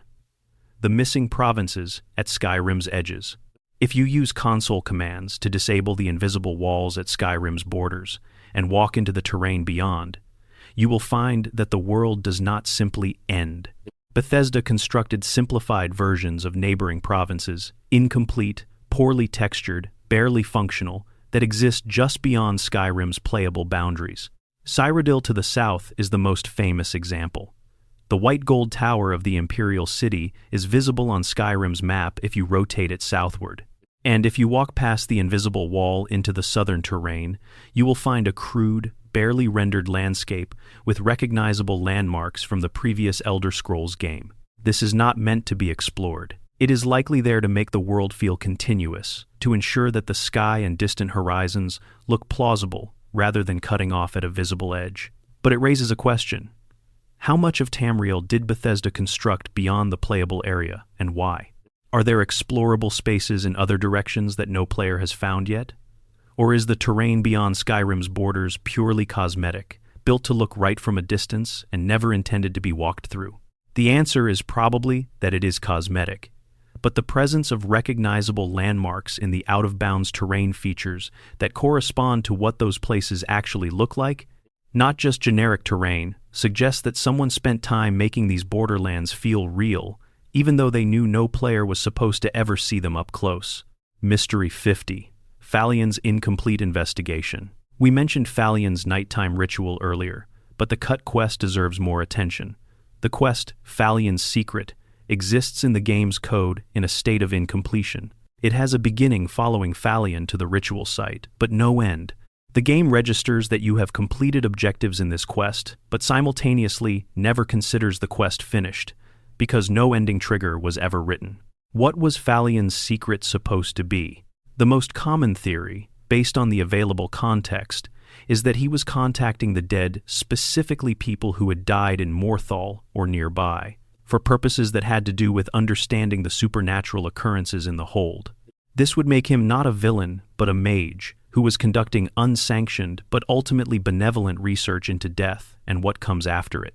But another interpretation, darker and more consistent with the horror of Morthal's general atmosphere, is that Falion was practicing necromancy in the most literal sense, not raising the dead, but communicating with something that had never been alive, some entity that existed in the ruins of that swamp before the village was built, that Falion had discovered and was studying with the obsessive intensity of a scholar who found something that no textbook could have prepared him for.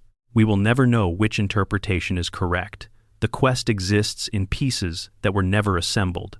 Phalion goes to the swamp every night. The ruins wait for him in the dark. Part 11. The questions that will never be answered. We are coming to the end of our journey through Skyrim's mysteries. Not because the mysteries end, they don't, but because some questions are so large, so fundamental, so permanently without resolution, that they deserve to be the last things you hear before sleep. Mystery 51 through 130, the final catalog. Let us move through these final mysteries together, slowly, like walking through the last gallery of a museum late at night when everyone else has gone home. 51. The Pale Lady. In Frostmere Crypt, there is a glowing entity called the Pale Lady, who haunts an underground forest, a grove that has no business existing beneath a Nordic tomb. She is connected to a sword. She is connected to the grove. She kills anyone who disturbs either. Who is she? What is the sword's connection to her? Why is there a grove underground? The quest resolves the immediate problem without answering any of these questions.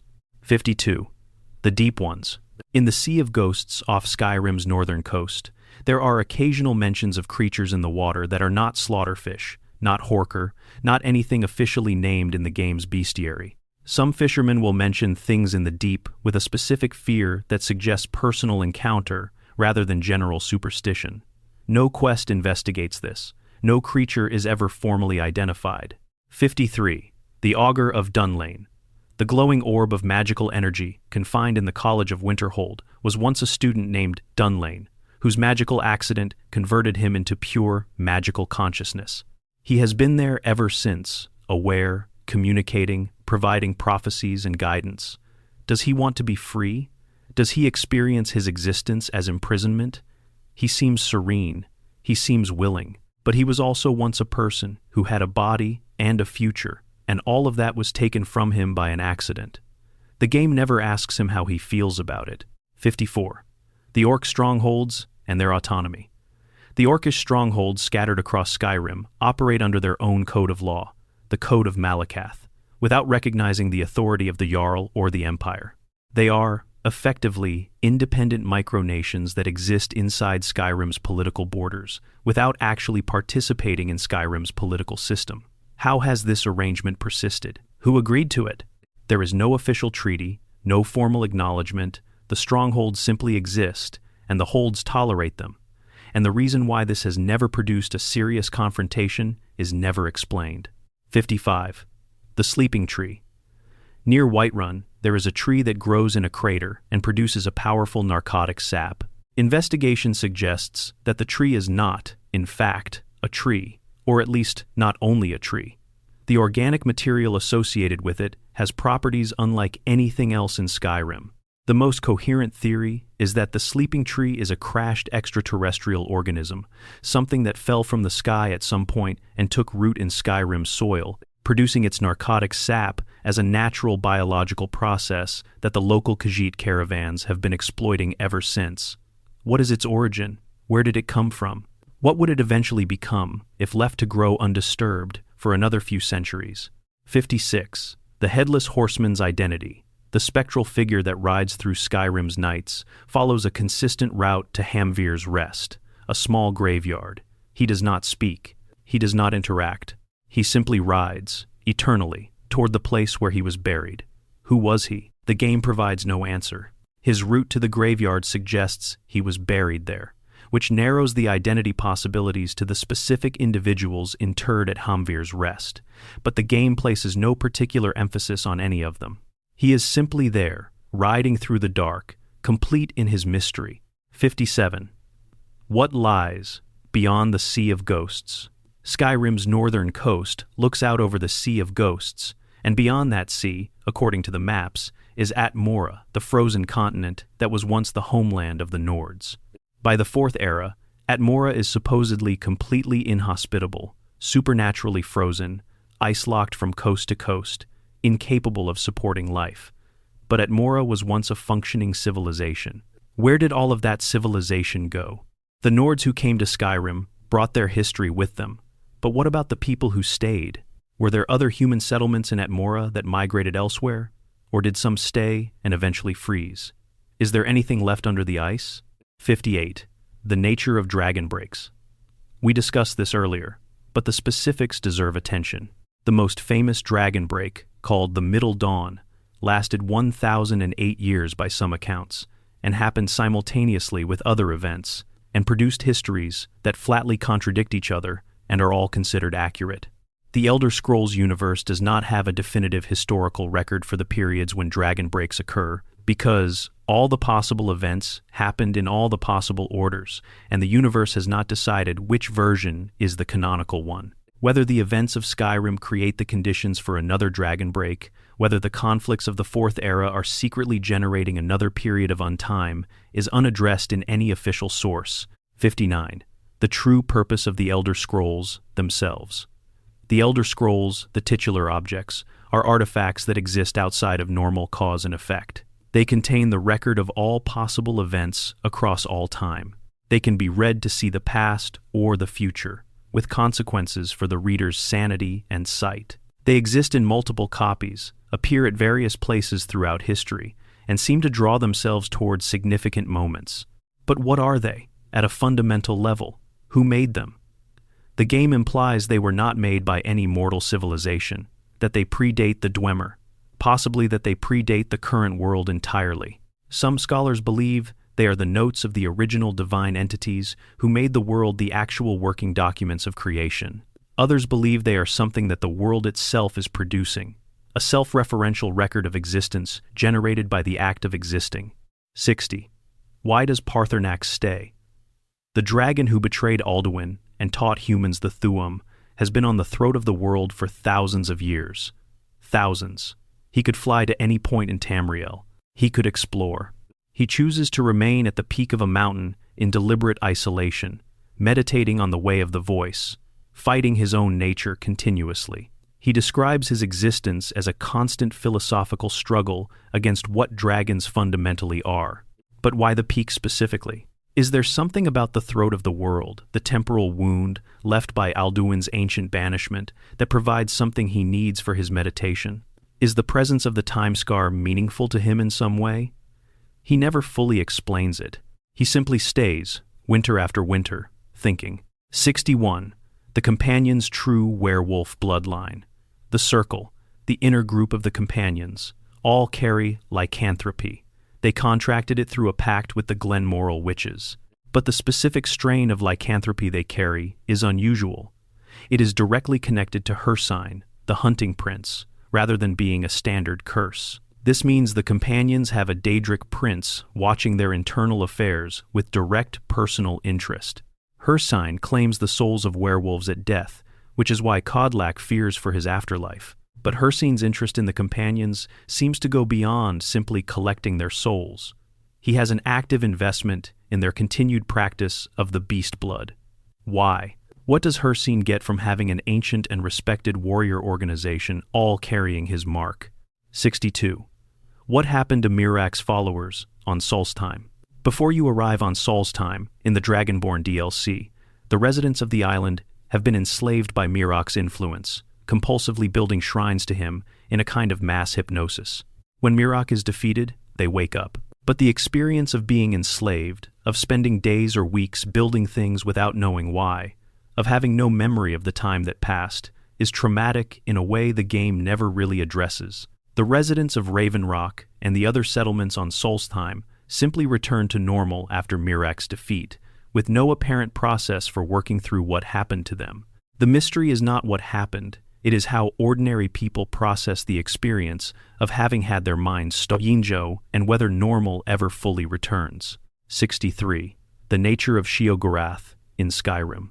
The Daedric Prince of Madness encountered in Skyrim is, by considerable evidence, actually the hero of Kvatch from the previous game, who mantled Sheogorath at the end of the Shivering Isles expansion.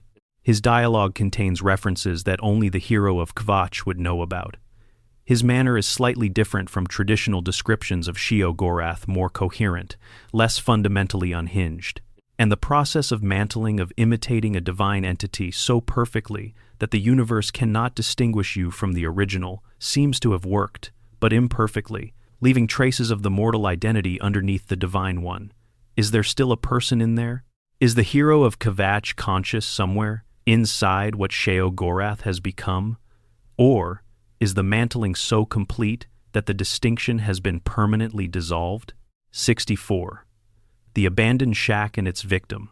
In the Dark Brotherhood questline, the Dragonborn discovers an abandoned shack where 3 prisoners are kept, and is instructed to kill one of them. The 3 prisoners offer 3 possible people who might have placed the black sacrament that brought the Brotherhood to this moment. The correct victim is ambiguous. Each of the 3 has a plausible motive and a plausible story that could justify either their guilt or their innocence. The quest is often cited as one of the most genuinely morally uncomfortable moments in the game, because there is no version of it that feels clean. But the mystery goes beyond the immediate choice. Who actually placed the black sacrament? If all 3 suspects are plausible, is the real contractor among them? Or is there a 4th party who remains entirely hidden? 65. The Wolf Queen's incomplete return. Potema Septim, the Wolf Queen of Solitude, was one of the most powerful and destructive rulers in Nordic history, a necromancer who plunged the empire into civil war and formed alliances with Daedra during her reign. She died centuries before the events of Skyrim, but her spirit had been gathering power through cultist worship, slowly accumulating enough energy to reconstitute a physical form. The Dragonborn disrupts this resurrection ritual. Potema's spirit is apparently destroyed in the process, but the ending of the quest includes a note that her spirit was dispersed rather than definitively ended. In the Elder Scrolls universe, dispersal is not the same as destruction. Spirits that are dispersed can reconstitute themselves over time, given sufficient worship and ritual. Whether Potema is truly gone or simply waiting again, accumulating power in the dark, patient as she was the first time, is a question the game deliberately does not answer. 66. The Dragon Mounds not yet open. There are dragon burial mounds across Skyrim that never activate during the main questline. Alduin visits specific mounds to resurrect specific dragons, but not all of them. Some remain sealed. Are there dragons in those mounds, waiting, unresurrected? What happens to them after Alduin is defeated? Does the mechanism for resurrection disappear, leaving whatever was interred in those mounds permanently dormant? Or do the sealed mounds represent dragons that Alduin deliberately chose not to resurrect for reasons of strategy or personal preference? 67. Why Hermaeus Mora has black books in Dwemer ruins. We touched on this, but the question deserves emphasis. Hermaeus Mora, the Prince of Forbidden Knowledge, has placed his artifacts inside Dwemer ruins. The Dwemer rejected all divine entities as objects of worship. They would not have voluntarily used a Daedric prince's artifacts. So either the books were placed there without the Dwemer's knowledge, which implies Mora had access to Dwemer ruins during their occupation, which is remarkable, or the Dwemer knew about the books and were studying them scientifically, in which case Mora deliberately gave them access to something he wanted them to know about. And if the latter, what was in those books that Mora thought the Dwemer should know? And did that knowledge contribute to the experiment at Red Mountain? 68. The Ancestor Moth Priests and what they remember. The Order of the Ancestor Moth is dedicated to reading Elder Scrolls, a discipline that inevitably costs practitioners their sight, but which also apparently grants them access to information that cannot be obtained any other way. By the time of Skyrim, the Order has been largely dispersed by the Thalmor, who killed or captured most of its members during their systematic suppression of knowledge. They considered dangerous. Dexion Evicus is among the last. When he goes blind reading an Elder Scroll, he continues to perceive the text through some other means, through touch, through the moths that gather around practitioners, through something that the game implies but does not fully explain. What do the moth priests actually experience when they read an Elder Scroll in the years before they lose their sight entirely? What is the first reading like? When the information comes in full and their eyes still work. The game only ever shows us the aftermath. 69. The Vampire Clan's political structure. The Volkihar clan, Lord Harkon's family, are presented in the Dawnguard DLC as ancient, sophisticated, politically connected vampires with a millennia-old estate and a court that functions with genuine social complexity. But the clan structure implies a broader vampire political landscape that is never fully explored. Are there other ancient vampire clans of comparable power? How do they interact with the Volkihar? The brief reference to a vampire civil war in some dialogue suggests there have been significant conflicts within vampire society that remain entirely off-screen. What was that war about? Who won? And where are the surviving clans now? 70. What became of the Dragonborn before yours? The game establishes that Dragonborn are not unique. They occur throughout history at crucial moments. Street Alesia was Dragonborn. Tiber Septim was Dragonborn. Martin Septim was the last before your character. But there have been others between these historically recorded examples, ordinary Dragonborn who arose and died without making the kind of impact that guaranteed their names would survive in the historical record. What were their lives like? Did they even know what they were? Were there Dragonborn who never encountered a single dragon in their lifetime and died without ever learning to shout, carrying a divine gift they had no occasion to use? The thought is both melancholy and strangely beautiful. 71. The Dream of a Dragon. In Rorikstead, Sissel, one of the children of the farmer Lemkill, who treats her and her sister with a cruelty that the game registers but never resolves, tells you that she has been dreaming of an old, gray, friendly dragon. The description matches Parthernak's almost exactly. Is this a prophetic dream? Is Parthurnak somehow reaching out across Skyrim's distances to communicate with a child through her dreams? Is Sissel Dragonborn in some latent, unawakened way that has not yet expressed itself? The game places the detail and moves on, leaving you with the image of a neglected child in a possibly sinister village, dreaming of a wise old dragon on a distant mountaintop. 72. The Giant's Astronomical Observations. The camps where Skyrim's giant population shelter are not randomly arranged. They contain paintings on rocks, arrangements of stones, structures that are not functional in any obvious practical sense. Analysis of these structures has suggested that the stone arrangements in some giant camps correspond to specific astronomical configurations: the positions of the moons, the locations of certain stars, the rising and setting points of the sun at specific times of year. The giants appear to be tracking celestial events with a consistency and accuracy that implies purposeful observation across generations. What significance do these observations have?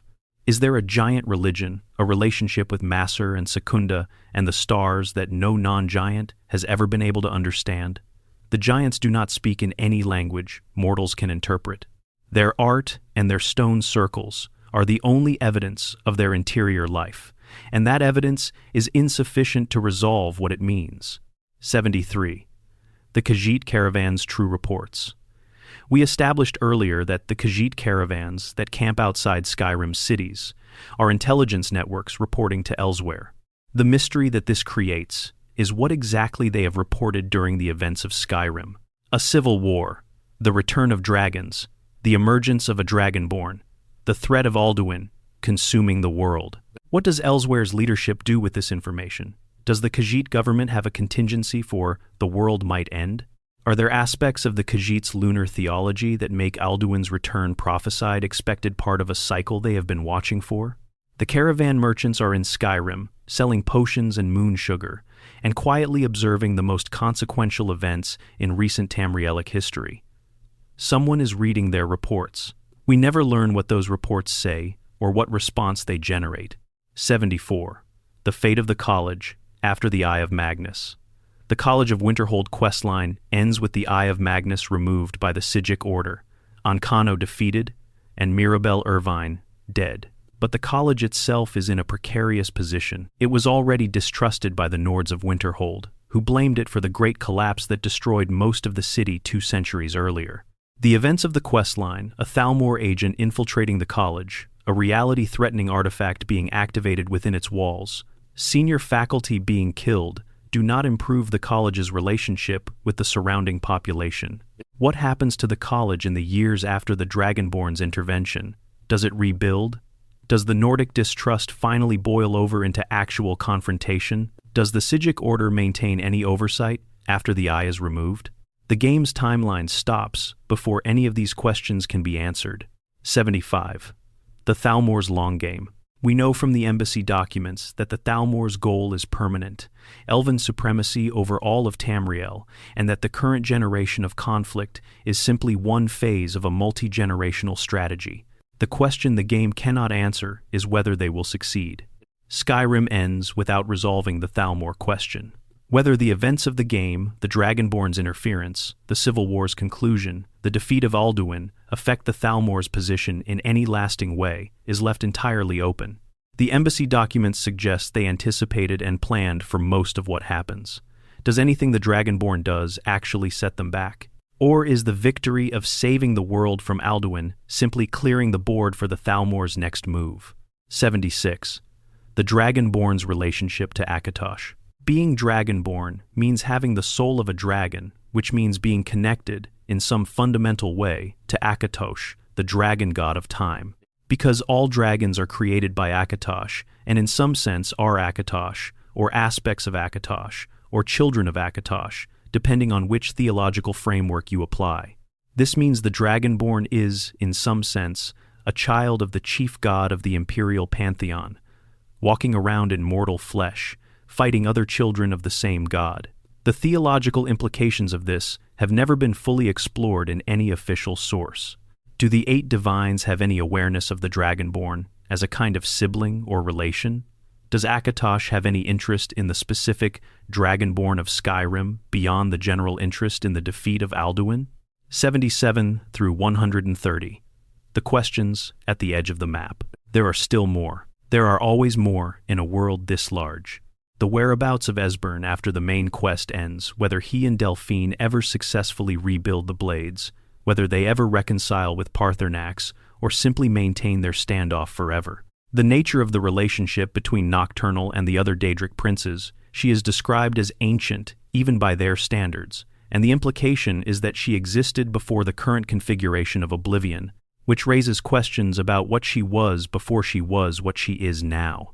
The fate of the Stormcloak veterans if the Imperial side wins the Civil War, and the fate of the Imperial soldiers if the Stormcloaks win, and whether either set of veterans finds anything recognizable as peace in the world their side shaped. The children in Honor Hall Orphanage, after Grelod the Kind, is dealt with, whether Constance Michel proves to be the caretaker they needed, or whether the institution simply perpetuates a different kind of harm. Whether Skyrim's standing stones, those ancient magical markers scattered across the province, each one granting a specific blessing to whoever activates it, are the remnants of the Aedric entities who became part of Nirn, their last gift to the mortals who walk above them. The question of what exactly Meridia was before she was, a Daedra, a Magna Gay, who chose to remain involved in the mortal world and was cast out for it, which means she is something without a clear category, neither Aedra nor Daedra in any conventional sense. The final disposition of the Eye of Magnus in the Sigic Order's keeping, whether that artifact, which predates the current world and whose power exceeded normal magical categories, remains stable in storage, or whether its eventual activation is simply postponed rather than prevented. Whether there are other dragon breaks building in the Fourth Era that will eventually reconcile the contradictions of Skyrim's competing historical claims into a single accepted timeline, or whether those contradictions will persist as parallel truths in the Elder Scrolls' deliberately unreliable historical record. Mystery 94. The true nature of the Dragonborn's soul. A standard mortal soul and a dragon soul are, apparently, different things. The Dragonborn has one of each, occupying the same body. When the Dragonborn dies, and in the world of Skyrim, death is a real and permanent possibility. At least narratively, where does each soul go? Does the dragon soul go to Sovngarde, where Alduin was consuming dragon souls during the events of the main quest? Does the mortal soul follow the normal Nordic afterlife path? Do both souls go to the same place? Do they split apart? The game has no clear answer because the Dragonborn, in the narrative of the main questline, does not permanently die. But the question of what would happen if they did has enormous lore implications. If the dragon soul goes to Sovngarde, then a dead Dragonborn is accessible to Alduin's consumption even after the battle is over. The Dragonborn's own soul is a potential resource for the World Eater. If the two souls cannot be separated, then the Dragonborn's death creates a composite entity that no existing afterlife structure is properly equipped to handle. This is one of those questions that the Elder Scrolls universe seems to have deliberately not resolved, possibly because the answer would require committing to specific theological architecture that the game's writers preferred to leave ambiguous. Mystery 95. The Word Walls That Were Never Carved. The Word Walls, those ancient Nordic stone carvings that teach the Dragonborn new shouts, are not evenly distributed across Skyrim. Some areas have more than others. Some locations seem like they should have a word wall based on their historical significance, and do not. Whether this reflects an intentional design decision or simply the practical limits of what could be completed during the game's development is something Bethesda has never addressed. But within the fiction, the distribution of word walls marks the ancient conflict between dragons and men, noting the significant battles where Nords proved they could resist draconic tyranny. If there are battles that should have been commemorated with a word wall but weren't, then the historical record of the Dragon War has gaps in it. There were victories, human victories, important ones that no one carved in stone. Because the carvers were dead, or the battles happened in places too remote, or the stone did not hold the carving, the history that the word walls represent is incomplete, which means the Thuum that the Dragonborn learns from them is also incomplete. There are words of power still out in the world that no wall preserves, that no Greybeard knows, that exist only in the mouths of the oldest and most remote dragons, or not at all, having been lost when the last person who knew them died without speaking them to stone. And perhaps the largest mystery of all, the one that encompasses all the others. What is Nirn, really, beneath the mythology and the theology and the cosmology and the competing creation accounts? Is there a true version of events that all the different cultural frameworks are pointing toward imperfectly? Or is Nirn a world in which reality itself is genuinely constructed by belief, in which what the dragons sang into existence at the beginning of time is still being sung and still being modified by every consciousness that exists within it, such that there is no fixed truth to find, only the continuous process of a universe speaking itself into being? The Thuum is the language in which the world was made. The Dragonborn speaks it. Every word they shout changes something real. Perhaps that is the final answer to all the mysteries, and perhaps it is simply the largest mystery of all, that in Skyrim, understanding and reality are the same thing, and neither of them is finished. So, 130 mysteries. Some answered partially, some pointed toward carefully, and some that are simply open, vast, and dark and wonderful, the way the best questions always are. You are, wherever you are right now, lying in a place that is warm and safe. The questions of Skyrim, the bones in the wall, the vanished civilization, the child dreaming of a dragon, the fox that runs toward treasure, it did not mean to find none of them require an answer tonight. They can simply exist. They can simply be there, out in the cold of that ancient world, waiting. Some mysteries are more valuable unsolved. They give you something to return to, a reason to go back, to look a little closer, to wonder a little longer. Skyrim has been releasing new mysteries into its player base for over a decade now. People keep finding things. People keep arguing about Rorikstead. People keep following foxes that are simply running away from them toward treasure they did not plan. That is the gift of a world made this way. It does not close. It does not explain itself entirely. It simply stretches out, cold and enormous and full of ancient things, and it waits for you to come back. Sleep well, cozy nights. And if tonight's journey helped you find some rest, drop a like on your way out, subscribe so we can keep these fires burning, and leave a comment whenever you surface. Tell me which mystery haunts you most. Tell me if you have a theory about Rorikstead that you have been sitting on. Tell me what question Skyrim left you with that you have never been able to put down. The cold is still out there. The mountains are still standing. The wind still carries something enormous, breathing in the dark. We will be back.